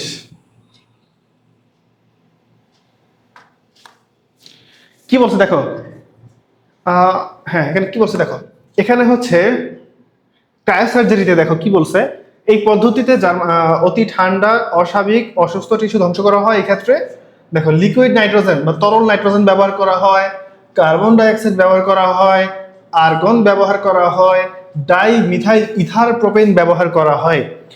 এই পদার্থগুলো হচ্ছে ব্যবহার করা হয় ক্রায়োসার্জারিতে। সো এটা মাথায় রাখতে হবে, ঠিক আছে। এরপর এখানে কি বলছে দেখো, এটা মোস্ট ইম্পর্টেন্ট, ঠিক আছে, এইটাও মোস্ট ইম্পর্টেন্ট। ভাইয়া স্লাইডের মধ্যে বুঝছো কোনো হাবিজাবি কোনো কিছু নাই, যা তোমার পরীক্ষা লাগবে টু দা পয়েন্টে সবকিছু দিছি, এমসিকিউ সলভ করাইছি। তো তোমার কলেজের পরীক্ষা বলো, এইচএসসি পরীক্ষা বলো, নো টেনশন, জাস্ট এই একটা ভিডিও করলে তোমার চ্যাপ্টার 1 এর এমসিকিউ তোমার জন্য পানি পানি হয়ে যাবে, বুঝছো। কি বলছে দেখো, ত্বকের ছোট টিউমার, তিল, আঁচিল, ত্বকের ছোট ছোট ক্যান্সার ইত্যাদি ক্রায়োসার্জারির মাধ্যমে চিকিৎসা করা হয়। এছাড়াও ক্রায়োসার্জারির দ্বারা অভ্যন্তরীণ কিছু রোগ যেমন লিভার ক্যান্সার, বৃক্ক ক্যান্সার, প্রস্টেট ক্যান্সার, ফুসফুস ফাইব্রোমা ইত্যাদি ক্ষেত্রেও ক্রায়োসার্জারি প্রয়োগ করা দেখা যায়, ঠিক আছে, ক্লিয়ার, ফাইন। চলো পরের স্লাইডে যাই, কি বলছে।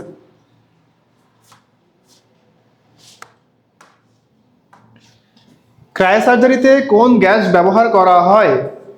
কোন গ্যাস ব্যবহার করা হয়? আর্গন, চোখ বোঝে আর্গন, কতবার বলছি আর্গন। তারপর কোন তাপমাত্রায় কোষে অক্সিজেন সরবরাহ বন্ধ থাকে? কত? -41 থেকে -196 ডিগ্রি সেলসিয়াস তাপমাত্রা, তাই না? এটাই তো মনে হয়।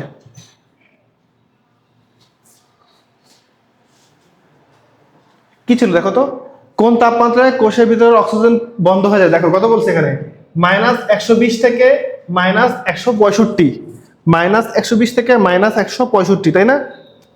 -120 থেকে -165, -120 ডিগ্রি থেকে -165 ডিগ্রি সেলসিয়াসে নিয়ে যাওয়া হয়। আচ্ছা, এখন বিষয়টা হচ্ছে দেখো, এই রেঞ্জের মধ্যে কারা আছে? 0 থেকে 100 বাদ, 21 থেকে 176 বাদ, আমার 120 থেকে শুরু। সো 120 থেকে শুরু করে 165, ঠিক আছে, বাদ, এইটাই, ঠিক আছে, ঠিক আছে, মানে এক্সাক্ট তো ছিল না, তো ওই রেঞ্জের মধ্যে আছে কিনা, রেঞ্জের মধ্যে দেখতে হবে, ঠিক আছে। ক্রায়োসার্জারিতে চিকিৎসা পদ্ধতিতে নিম্নের কোনটি ব্যবহার করা হয়? কি ব্যবহার করা হয়? কেমোথেরাপি না, রেডিওথেরাপি না, অস্ত্রোপচার না, কি করা হয়? ক্রায়োজেনিক এজেন্ট, ক্রায়োজেনিক এজেন্ট ব্যবহার করা হয়। ক্রায়োজেনিক এজেন্ট কারা কারা বলতে পারবা? এজেন্ট হচ্ছে যারা ক্রায়োসার্জারিতে ব্যবহার করা হয়, কারা কারা বলো তো? Argon, helium, oxygen, carbon dioxide, বুঝছো, এরা। তারপর নিচের কোন গ্যাসটি ক্রায়োজেনিক এজেন্ট নয়?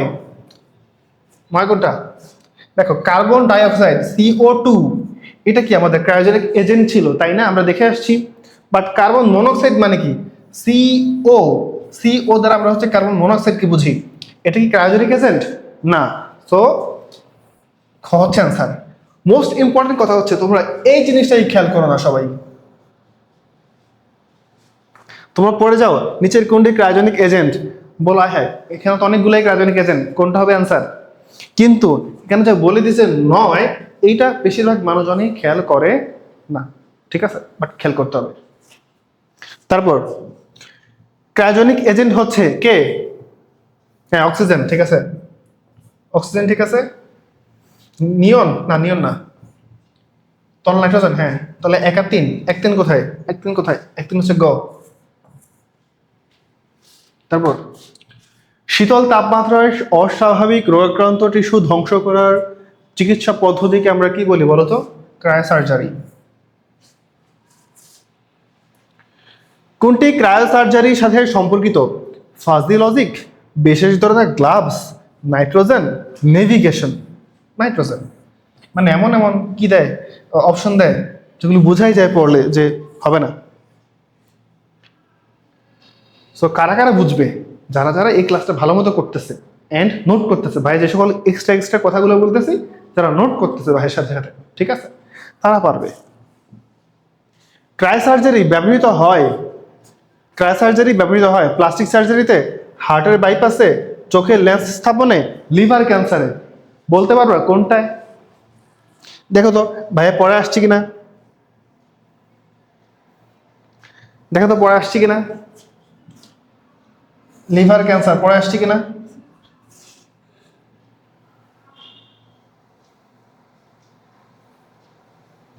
লিভার ক্যান্সারে। তারপর ক্রায়োসার্জারিতে ব্যবহৃত প্রধান উপাদান কোনটি? প্রধান উপাদান কোনটি বলো? তরল অক্সিজেন, তরল অক্সিজেন, কঠিন নাইট্রোজেন, হাইড্রোজেন, মিথেন। সবার আগে মিথেন বাদ, হাইড্রোজেন বাদ, ঠিক আছে। কঠিন নাইট্রোজেন আছে, আর কি আছে? তরল অক্সিজেন আছে, অক্সিজেন।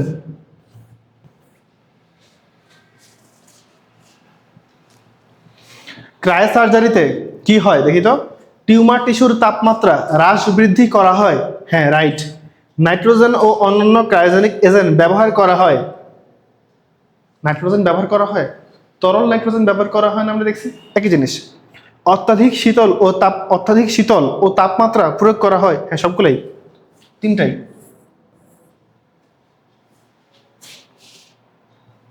তারপর ক্রায়োসার্জারিতে ব্যবহৃত করা হয় কি কি? আর্গন গ্যাস, হ্যাঁ আর্গন গ্যাস ব্যবহার করা হয়। হিলিয়াম ব্যবহার করা হয়। তরল হাইড্রোজেন ব্যবহার করা হয় না। হাইড্রোজেন কি ব্যবহার করা হয়? হয় না তো মনে হয়, দেখি তো। হাইড্রোজেন কি ব্যবহার করা হয়? কার্বন ডাইঅক্সাইড, নাইট্রোজেন, নাইট্রোজেন ব্যবহার করা হয়। আর্গন, হ্যাঁ না, হাইড্রোজেন ব্যবহার করা হয় না।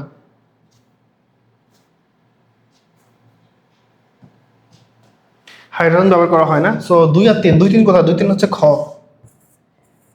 2 3 হচ্ছে খ। তারপর কোনটি ক্রায়োসার্জারি চিকিৎসা পদ্ধতিতে ব্যবহৃত হয় না? কোনটি বলো? কার্বন মনোক্সাইড, এটা আবার আসছে। কার্বন মনোক্সাইড হচ্ছে CO, আর CO2 কি বলো তো? CO2 হচ্ছে আমাদের কার্বন ডাইঅক্সাইড, এটা ব্যবহৃত হয়, তাই না?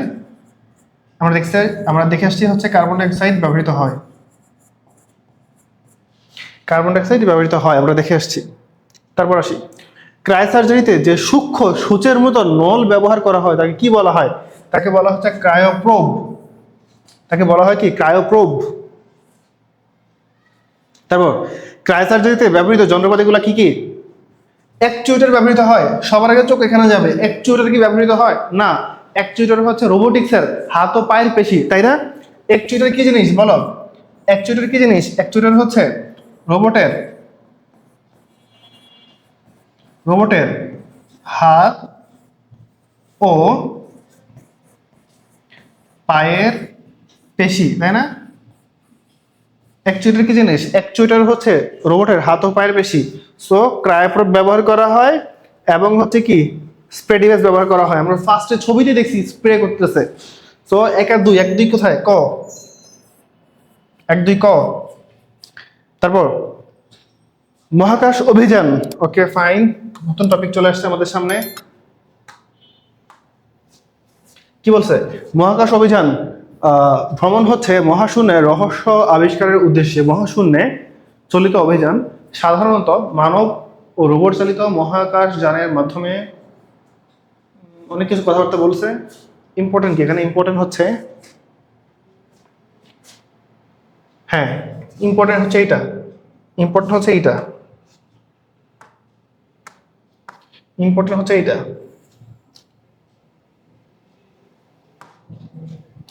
4 অক্টোবর 1957 সালে সোভিয়েত ইউনিয়ন প্রথম প্রথম কি করছে?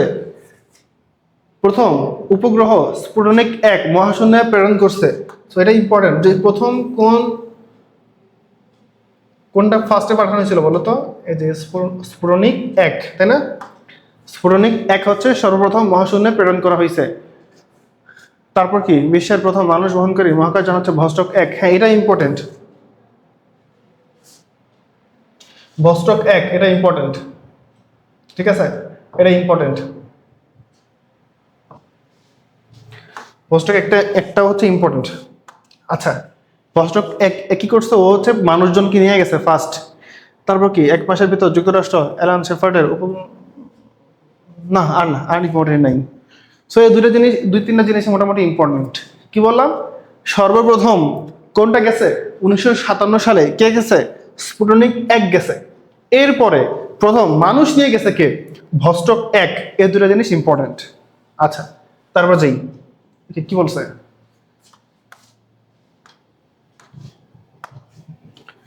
মহাকাশে প্রথম কৃত্রিম উপগ্রহ স্ফুরণিক উৎক্ষেপণ করা হয় কত সালে? বলো। 1957 সালে। আমরা মাত্র দেখে আসছি, তাই না? 1957 সালে দেখে আসছি মাত্র আমরা। আচ্ছা, 1957 সালে দেখে আসছি আমরা। তারপর গাড়ি চালানোয় নিচের কোন প্রযুক্তিটি ব্যবহার হয়? গাড়ি চালানোয় কোন ব্যবহার হয়? ও আচ্ছা, জিপিএস। জিপিএস ব্যবহার করি না আমরা? জিপিএস, হ্যাঁ, জিপিএস। তারপর পণ্যের ডিজাইন তৈরিতে কোনটি প্রয়োজন? পণ্যের ডিজাইন তৈরিতে কোনটি প্রয়োজন? ক্যাড। ক্যাড মানে কি? ক্যাড মানে হচ্ছে আই গেস কম্পিউটার। আচ্ছা, মনে পড়ছে। ক্যাড মানে হচ্ছে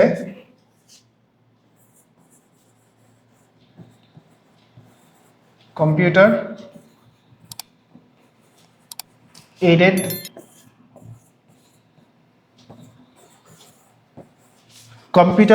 ডিজাইন। ক্যাড মানে কি? ক্যাড মানে হচ্ছে কম্পিউটার এইডেড ডিজাইন। ওকে। তারপর ক্যাম এর পুনরূপ কি? ক্যাম এর পুনরূপ হচ্ছে computer aided multi function manufacturing. এটা 1 নাম্বারটা, কম্পিউটার এইডেড ম্যানুফ্যাকচারিং। ঠিক আছে, মাথায় রাখতে হবে। বায়োমেট্রিক্স, আমরা বায়োমেট্রিক্সে চলে আসছি। ওকে, বায়োমেট্রিক্সে চলে আসি। কি বলছে?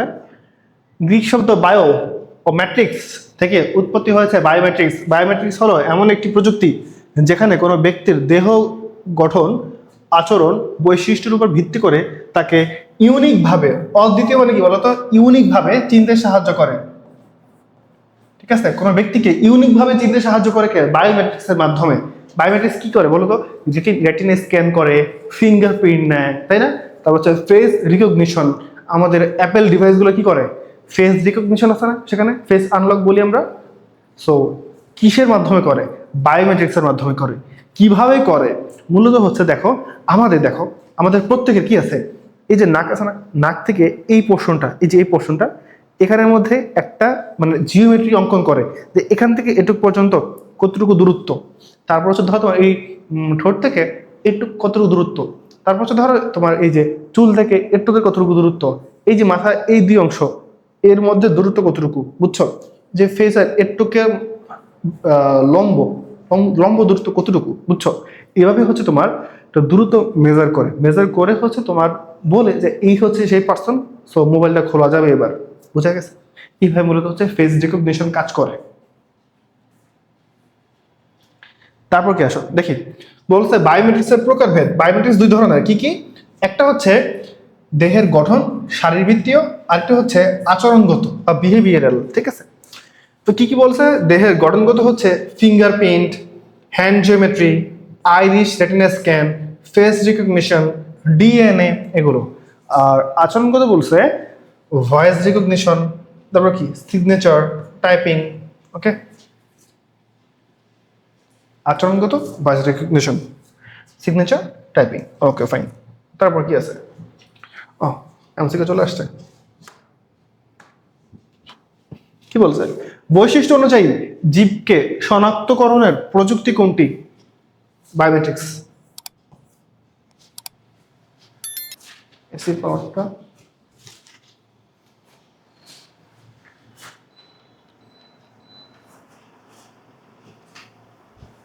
আচ্ছা, তারপর ক্যাপচার, এক্সট্রাকশন, কম্পারিজন এবং ম্যাচিং কোন প্রযুক্তির ক্ষেত্রে ব্যবহৃত হয়? বায়োমেট্রিক্স। তারপর মানুষকে বা ব্যক্তিকে অদ্বিতীয়ভাবে বা ইউনিকভাবে শনাক্ত করে কে বা কোন প্রযুক্তির মাধ্যমে? বায়োমেট্রিক্স। বুঝছো? এরপর আসি, আচরণগত বায়োমেট্রিক্স কোনটি? আচরণগত, ঠিক আছে, আচরণগত কোনটা? Voice recognition. এরা কারা? এরা কি আচরণগত? না, এরা হচ্ছে দৈহিক, তাই না? এরা হচ্ছে দৈহিক, দৈহিক। Fingerprint, DNA test, hand geometry সব দৈহিক। আর আচরণগত হচ্ছে ভয়েস রিকগনিশন, আমরা দেখে আসছি না, সিগনেচার বা সাইন দেখছি না, তারপর হচ্ছে টাইপিং। আচ্ছা, তারপর ডিএনএ পর্যবেক্ষণে মানব শরীরে কোন উপাদান ব্যবহার করা হয়? রক্ত বা ব্লাড। প্রতাপ একটি প্রতিষ্ঠানে একটি কক্ষে আঙ্গুলের ছাপ দিয়েছে বা ওই যে তোমার প্রেস করছে আর কি, ফিঙ্গারপ্রিন্ট, আঙ্গুলের ছাপ দিয়ে প্রবেশ করে এবং সেখানে কার ড্রাইভিং প্রশিক্ষণ নেয়? আচ্ছা ভাইয়া, কার ড্রাইভিং প্রশিক্ষণ কিভাবে নেয়? আমরা দেখে আসছি না, ভার্চুয়াল রিয়েলিটির মাধ্যমে কার ড্রাইভিং প্রশিক্ষণ নেয় না? উদ্দীপকের কক্ষে প্রবেশে ব্যবহৃত প্রযুক্তি কোনটি? বায়োমেট্রিক্স। প্রতাপের প্রশিক্ষণে ব্যবহৃত প্রযুক্তিটির ভূমিকা কি? বলো, তোমরা পড়ে আসছো না? ভার্চুয়াল রিয়েলিটি আমাদের কি ভূমিকা রাখে? শিক্ষা ও গবেষণায়, হ্যাঁ। নিরাপত্তায়, ব্যবসা বাণিজ্যে। উদ্দীপক প্রতাপের প্রশিক্ষণে ব্যবহৃত প্রযুক্তি,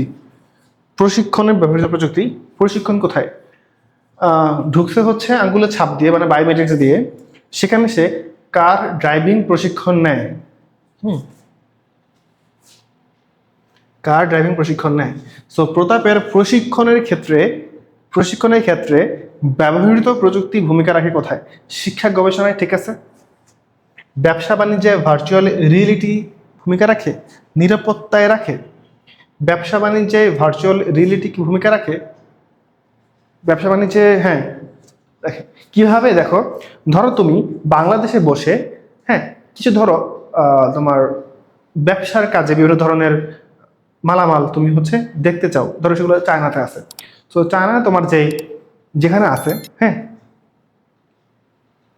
যার কাছে আছে তার কাছ থেকে তুমি দেখতে চাও যে আমি দেখতে চাই যে আমার এখানে গুনে গুনে দেখতে চাই সবকিছু ঠিকঠাক আছে কিনা, এন্ড আমি দেখতে চাই হচ্ছে আমার মালামাল যেগুলো আমি কিনছি আপনার কাছ থেকে সবকিছু ঠিকঠাক আছে কিনা। দেখার উপায় কি? বা আমি চাচ্ছি হচ্ছে আরো বেশি অন্যান্য জিনিসপাতি কিনতে চাচ্ছি, তো এই জন্য হচ্ছে আমাকে দেখান যে কোনটা বেটার হয়। তো তুমি ভিডিও কল থেকে তুমি যদি ভার্চুয়ালি রিয়েলিটির মাধ্যমে বোঝার চেষ্টা করো, সেটা কি দেখতে আরো বেটার ফিল দেবে না তোমাকে? অবশ্যই। সো একদিন কোথায় গ। তারপর বায়ো ইনফরমেটিক্স। আচ্ছা, এটা হচ্ছে মজার বিষয়। এতক্ষণ আমরা কি দেখে আসছি বলো তো? বায়োমেট্রিক্স। এখানে কি বায়ো ইনফরমেটিক, ঠিক আছে। সো এখানে বায়োলজি আছে, ইনফরমেশন টেকনোলজি আছে, ঠিক আছে। এখানে আমি দুইটা জিনিস নিয়ে আসছি, বায়োলজি নিয়ে আসছি, ইনফরমেশন টেকনোলজি নিয়ে আসছি। তো বায়োলজিক্যাল যে সকল কাজ আছে আমার কাছে, আমি সে সকল কাজগুলো মূলত হচ্ছে ইনফরমেশন টেকনোলজি বা ধরো হচ্ছে বর্তমান দুনিয়ায় যে জিনিসটা বা আইটি, হ্যাঁ, আইটির সাহায্যে আমি করতে চাচ্ছি, ঠিক আছে, বা ডিজিটালাইজড করতে চাচ্ছি। সো এটাকে আমরা কি বলতেছি? Bio informatics. কি বলছে?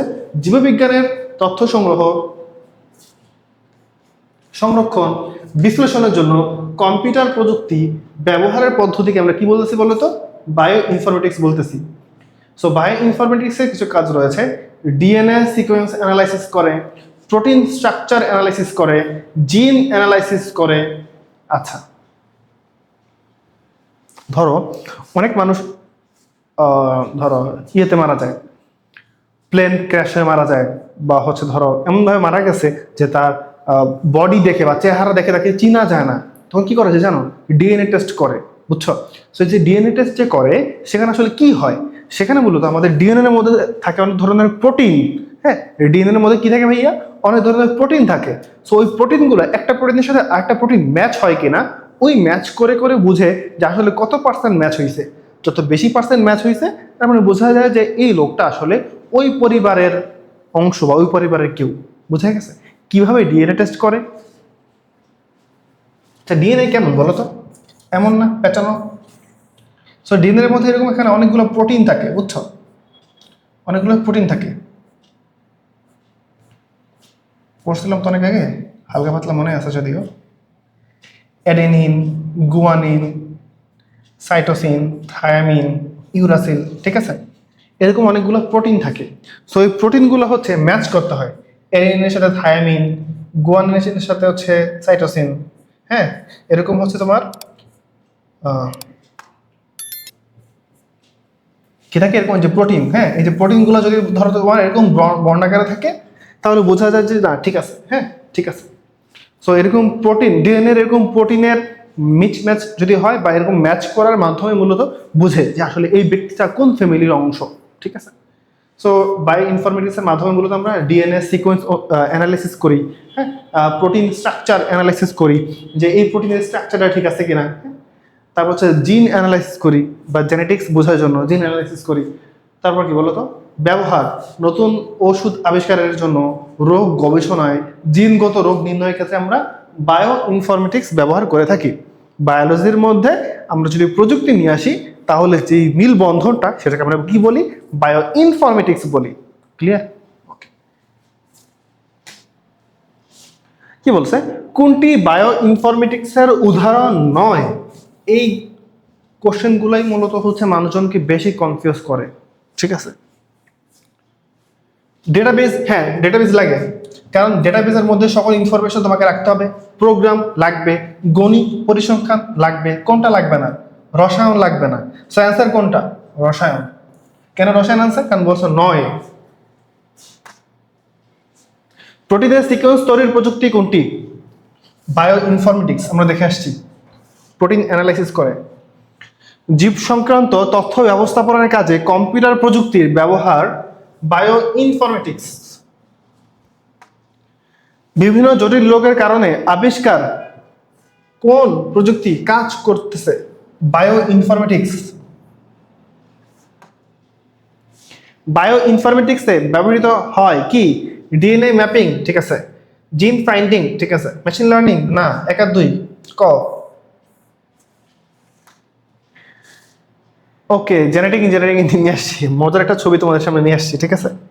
সেটা হচ্ছে দেখো জেনেটিক ইঞ্জিনিয়ারিং আসলে কি করে। আচ্ছা, ও মূলত হচ্ছে জিন নিয়ে কাজ করে। আমাদের জিন আছে না, জিন বুঝো, জিন কি জিনিস? চলো ভাইটা তোমাদেরকে বায়োলজি পড়াই, ঠিক আছে? এটা কি,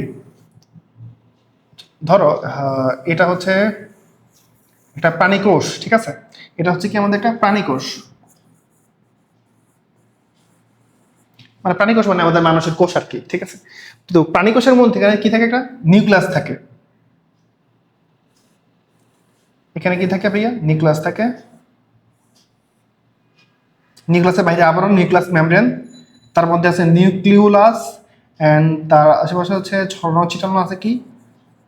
আমি যদি এই জিনিসটাকে একটু বাইরে নিয়ে আসি, এই জিনিসটাকে যদি আমি বাইরে কল্পনা করি,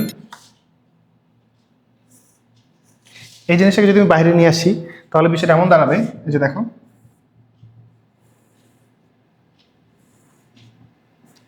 বায়োলজি পড়াই, ঠিক আছে?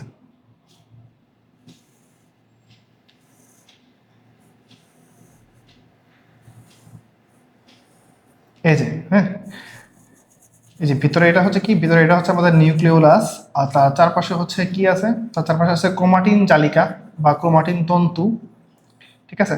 কি আছে? ক্রোমাটিন জালিকা বা ক্রোমাটিন তন্তু। আমি যদি এখান থেকে একটু ক্রোমাটিন জালিকা বা ক্রোমাটিন তন্তুকে বাহিরের দিকে নিয়ে আসি তাহলে বিষয়টা কেমন দাঁড়াবে জানো? আমি যদি বাইরে একটু নিয়ে আসি এটাকে, এই ক্রোমাটিন জালিকা বা ক্রোমাটিন তন্তু, এটাকে যদি একটু বাইরে নিয়ে আসি আমি, তাহলে হচ্ছে ধরো এরকম তোমার ডিএনএ দেখতে পাবো, ঠিক আছে? এখান থেকে আমি কি দেখতে পাবো, বা এরকম লম্বা ক্রোমাটিন জালিকা দেখতে পাবো, বা এর মধ্যে ধরো হচ্ছে ডিএনএ দেখতে পাবো। এই ক্রোমাটিন জালিকার মধ্যে কি আছে ভাইয়া? এর মধ্যে হচ্ছে ডিএনএ আছে, ঠিক আছে? আর এই ক্রোমাটিন জালিকার যে লম্বা লম্বা, ঠিক আছে, এই লম্বা লম্বা, হ্যাঁ এই লম্বা লম্বা এই ক্রোমাটিন জালিকার যদি আমরা কিছু অংশ, যে অংশ কাটা কাটা থাকে, এই অংশগুলোকে আমরা কি বলি? এদেরকে বলি আমরা জিন বলি, ঠিক আছে? এদেরকে আমরা কি বলি? জিন বলি, হ্যাঁ। আচ্ছা, সো বলছে এই জিনগুলোকে যদি ধর আমরা পরিবর্তন করি তাহলে কি হবে জানো? আচ্ছা আগে বলি এই জিনের মধ্যে কি থাকে। এই জিনের মধ্যে আসলে তোমার হচ্ছে বংশগতির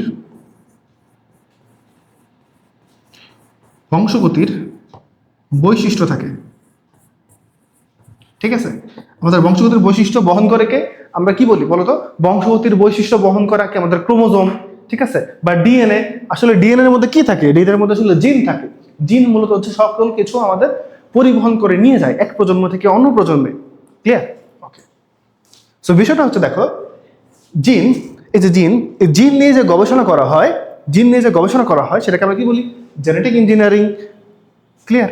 আচ্ছা, এখন দেখো এখানে মজার ছবি দেখো, এটা চিতাবাঘ। চিতাবাঘ হচ্ছে, এটা হচ্ছে একজন শেখ, ঠিক আছে, একজন দুবাই শেখ।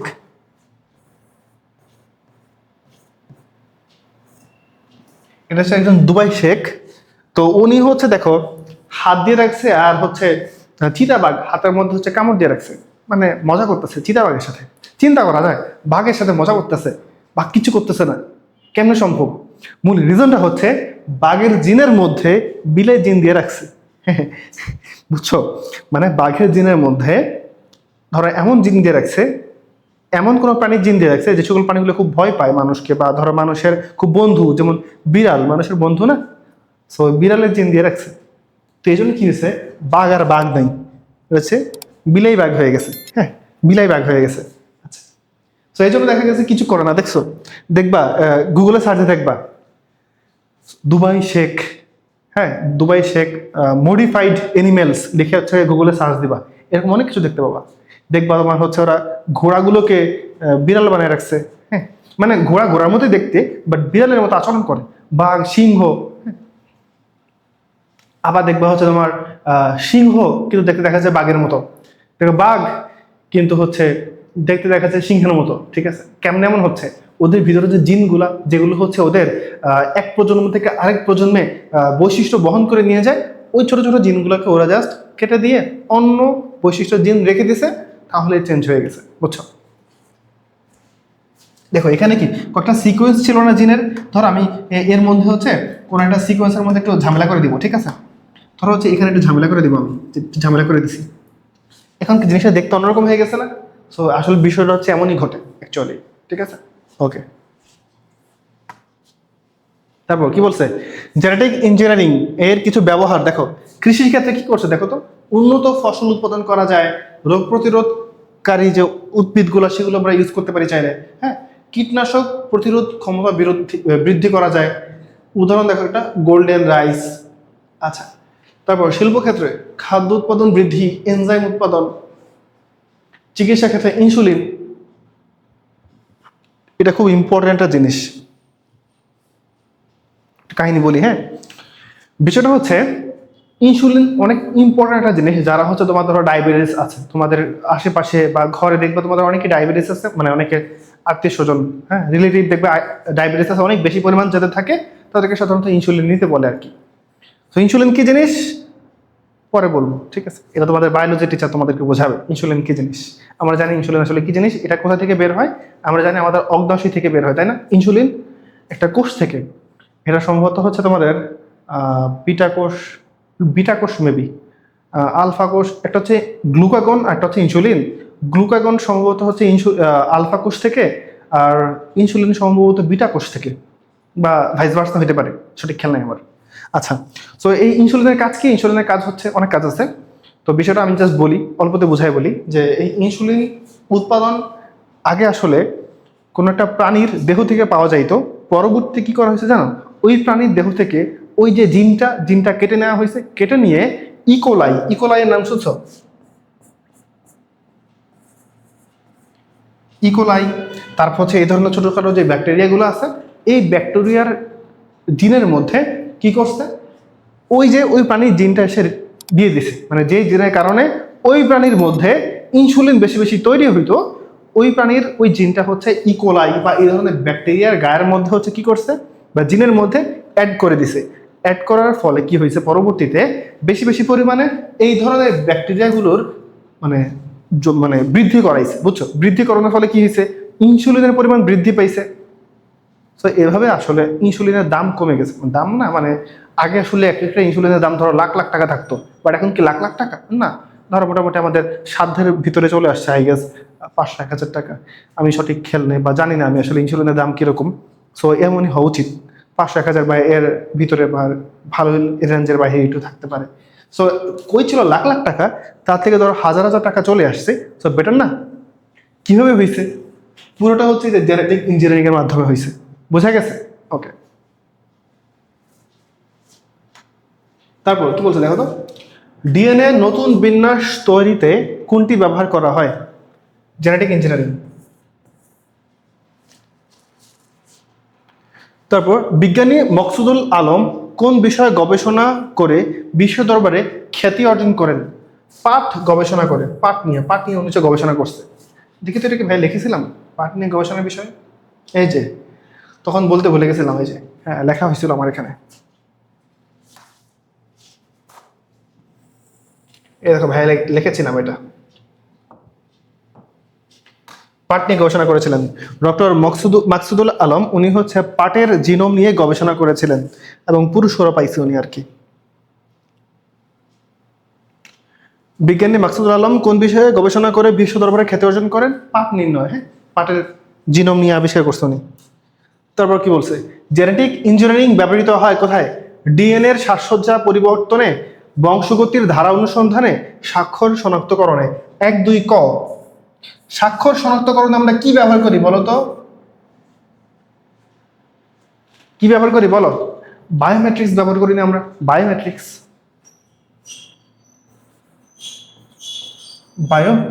ব্যবহার করি, তাই না? কোন ধরনের বায়োমেট্রিক্স?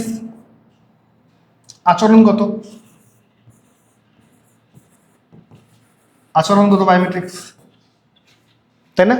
ওকে, তারপর মিস্টার ক তুলার উন্নত জাত উদ্ভাবনে গবেষণা করেন। তিনি খরা সহিষ্ণু, অধিক ফলনশীল ও আগাম জাতের তুলা উদ্ভাবনে সাফল্য অর্জন করেছেন। সো মিস্টার ক কোন প্রযুক্তি ব্যবহার করেছেন? অবশ্যই জেনেটিক ইঞ্জিনিয়ারিং। তারপরে মিস্টার ক এর ব্যবহৃত প্রযুক্তির প্রভাবে কি হয়েছে? জেনেটিক ইঞ্জিনিয়ারিং প্রভাবে কি হয়েছে? রোগ প্রতিরোধ ক্ষমতা হ্রাস পাবে? অবশ্যই না। কেউ কি চাবে রোগ প্রতিরোধ ক্ষমতা হ্রাস পাক এমন কিছু সে বানাবে? অবশ্যই না, বাদ, 100 আগে বাদ। জীববৈচিত্র্যের পরিবর্তন সাধন হবে? হ্যাঁ সাধন হবে। কি হবে? জীববৈচিত্র্যে আগে যেরকম ছিল একটা ফসল, সেটা কি চেঞ্জ হয়ে অন্য কিছু হয়ে যাবে না? পরিবর্তন হবে। জীব বিধ্বংসী ভাইরাসের উদ্ভব হতে পারে? হ্যাঁ হইতে পারে। দেখো করোনা ভাইরাস আমরা দেখে এসছি না ভাইয়া, করোনা ভাইরাস আমাদেরকে বলে যে চাইনিজ কি মার্কেট না কোথায় জানি হয়েছে, যাই হোক আবিজাকে বলে, বাট অ্যাকচুয়ালি এই সকল ভাইরাসের উদ্ভাবন হয় মূলত জেনেটিক ইঞ্জিনিয়ারিং বিভিন্ন ধরনের জিন পরিবর্তনের মাধ্যমে, বুঝছো? 2-3 খ। তারপর সেলিম মিয়া কৃষি বিশ্ববিদ্যালয়ের শিক্ষার্থী। সে এক ধরনের প্রযুক্তি ব্যবহার করে জমিতে উচ্চ ফলনশীল হাইব্রিড জাতের ফসল উৎপাদন করেন। সেলিম মিয়া কোন প্রযুক্তি ব্যবহার করেছেন? Genetic engineering. উদ্দীপকের সেলিম মিয়ার ব্যবহৃত প্রযুক্তির লক্ষ্য হলো কি? ফসল উৎপাদন বৃদ্ধি করা, রোগ প্রতিরোধ ক্ষমতা হ্রাস করা, আগাছা সহিষ্ণু করা। 1-3 গ। জেনেটিক ইঞ্জিনিয়ারিং প্রয়োগ করি কেন? ভালো কিছুর জন্য। এখানে কি বলছে? রোগ প্রতিরোধ ক্ষমতা হ্রাস করা, বাজে জিনিস না। রোগ প্রতিরোধ ক্ষমতা হ্রাস পাওয়া মানে কি? আগে রোগ প্রতিরোধ ক্ষমতা ছিল, এখন নষ্ট হয়ে গেছে, এটা তো আমার মূল উদ্দেশ্য না। বা আচ্ছা, জিএমও বলতে কি বোঝো? জিএমও মানে হচ্ছে জেনেটিক্যালি মডিফাইড অর্গানিজম। তারপরে একাধিক জীবের জিনোমকে জোড়া লাগিয়ে নতুন জীব সৃষ্টির কৌশলকে কি বলে? Genetic engineering. আমরা কিছুক্ষণ আগে বলেছিলাম না, বলো তো, ইনসুলিন যেভাবে তৈরি করা হয়, এই যে ইনসুলিন। তুমি যদি উদাহরণ চাও, ঠিক আছে, এক্সাম্পল, ইনসুলিন। উচ্চ ফলনশীল শস্য উৎপাদনে কোন প্রযুক্তি ব্যবহার করা হয়? Genetic engineering. তারপর জেনেটিক ইঞ্জিনিয়ারিং এর মাধ্যমে কি করা হয়? জীবের নতুন জিনোম আবিষ্কার করা হয়। তারপর বাণিজ্যিকভাবে ইনসুলিন তৈরি করা হয়। হ্যাঁ। খুব সহজে ব্যক্তি শনাক্ত করা যায় না। ব্যক্তি শনাক্ত করি আমরা কিভাবে বলো তো? বায়োমেট্রিক্স না?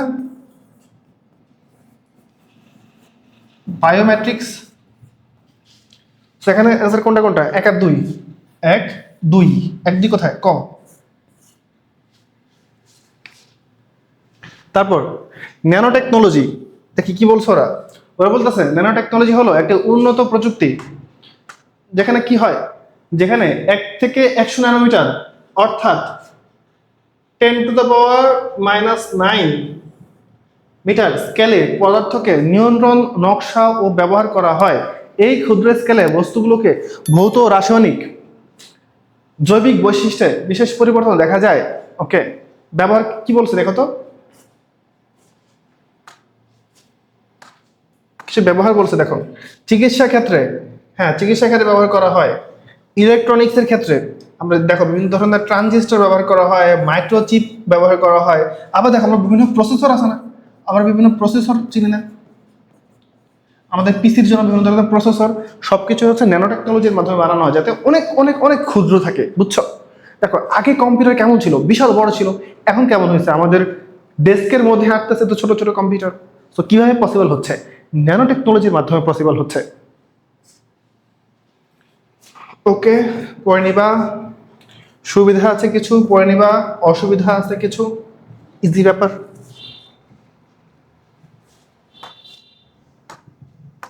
তাই তো, কি বলছে, কি শার্ট ওষুধ, আহারে এখানে ভুল করছে, এটা শার্ট না, এটা হচ্ছে স্মার্ট।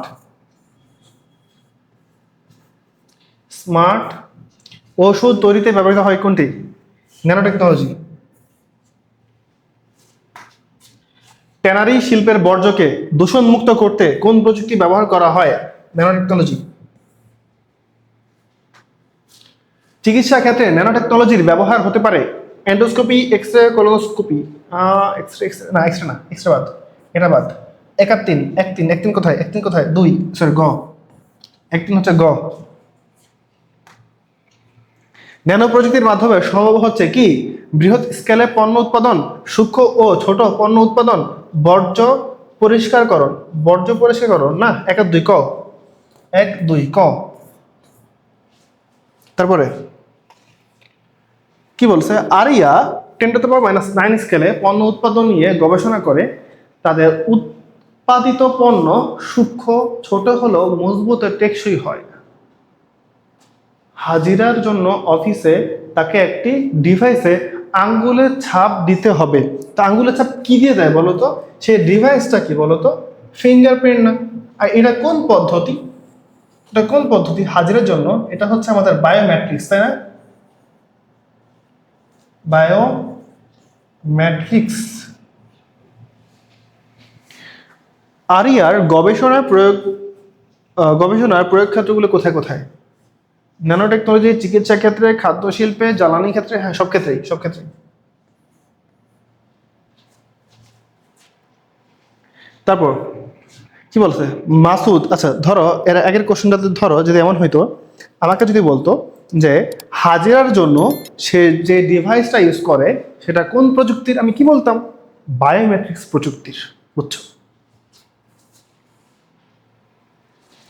উদ্দীপকটি পড়ো, 84 নম্বর উত্তর দাও। 84 নম্বরে কি বলছে?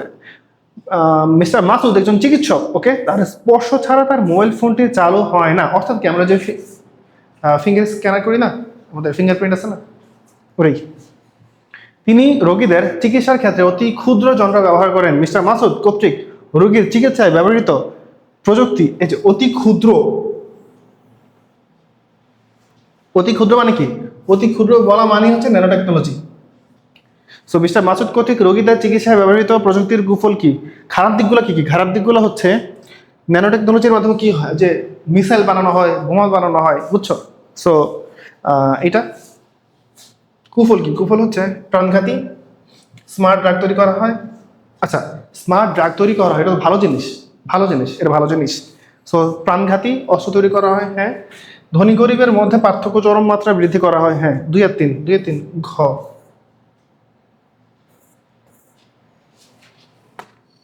তারপর বর্তমান সময়ে পণ্যের গুণগত মান বৃদ্ধি, রক্ষা ও সংরক্ষণের জন্য উৎপাদনকারী প্রতিষ্ঠান প্যাকেটজাত পণ্যে বিশেষ ধরনের মোড়ক ব্যবহার করে। সো উদ্দীপকের মোড়ক তৈরিতে ব্যবহৃত প্রযুক্তি কোনটি? Nano technology. পণ্যগুলোর জনপ্রিয়তার বৃদ্ধির কারণ কি? স্বাস্থ্যসম্মত, নির্দিষ্ট সময় পর্যন্ত স্বাদ অটুট থেকে, আর্দ্রতা প্রতিরোধী, সবগুলোই। ন্যানো পার্টিকেলের আকৃতি কত হয়? এটা কি হলো? দাগ পড়ছে কিভাবে? আমাদের দাগ দেখি কিসে দাগ পড়লো আবার? আচ্ছা, যাই হোক, কি বলছে? ন্যানো পার্টিকেলের আকৃতি কত? 1 থেকে 100 ন্যানোমিটার। আমরা দেখে আসছি 1 থেকে 100 ন্যানোমিটার পড়ে আসছি আমরা, তাই না?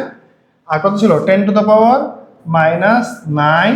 মিটার, তাই না? Nano 10⁻⁹ metre. টপ ডাউন পদ্ধতি ব্যবহৃত হয় কোনটিতে? ন্যানো টেকনোলজিতে। টপ ডাউন, আচ্ছা, টপ ডাউন, বটম আপ, সব ন্যানো টেকনোলজি।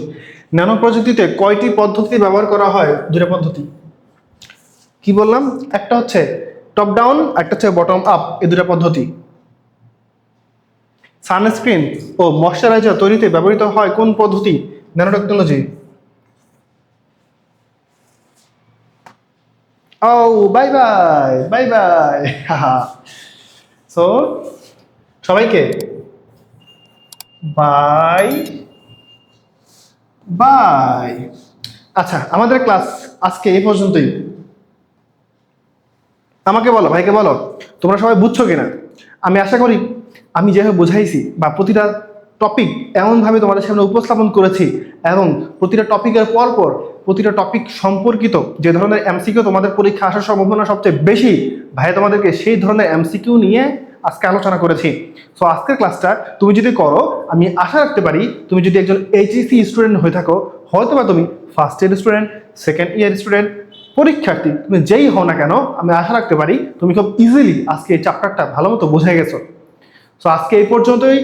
আমরা কিন্তু তোমাদের জন্য একটা ফুল প্লেলিস্ট নিয়ে আসবো, যে প্লেলিস্টের মধ্যে আমাদের প্রতিটা চ্যাপ্টার, মোট 6টা চ্যাপ্টার, তাই না?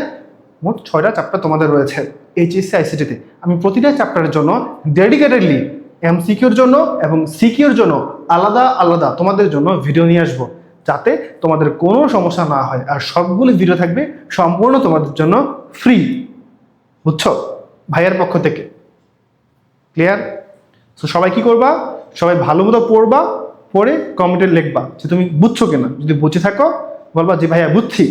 যদি বুঝে না থাকো, তোমাদের কাছে যদি কোনো প্রবলেম ফিল হয় যে ভাইয়া এইখানটা দেখেন তো প্রবলেম, আপনি বুঝেন নাই, বা আরেকটু কোনো কিছু একটা বেটার করলে আরো বেশি বেটার হইতো, সব কিছু কমেন্টে জানাবা, ঠিক আছে? তাহলে আজকে এই পর্যন্তই। টেক কেয়ার, আল্লাহ হাফিজ।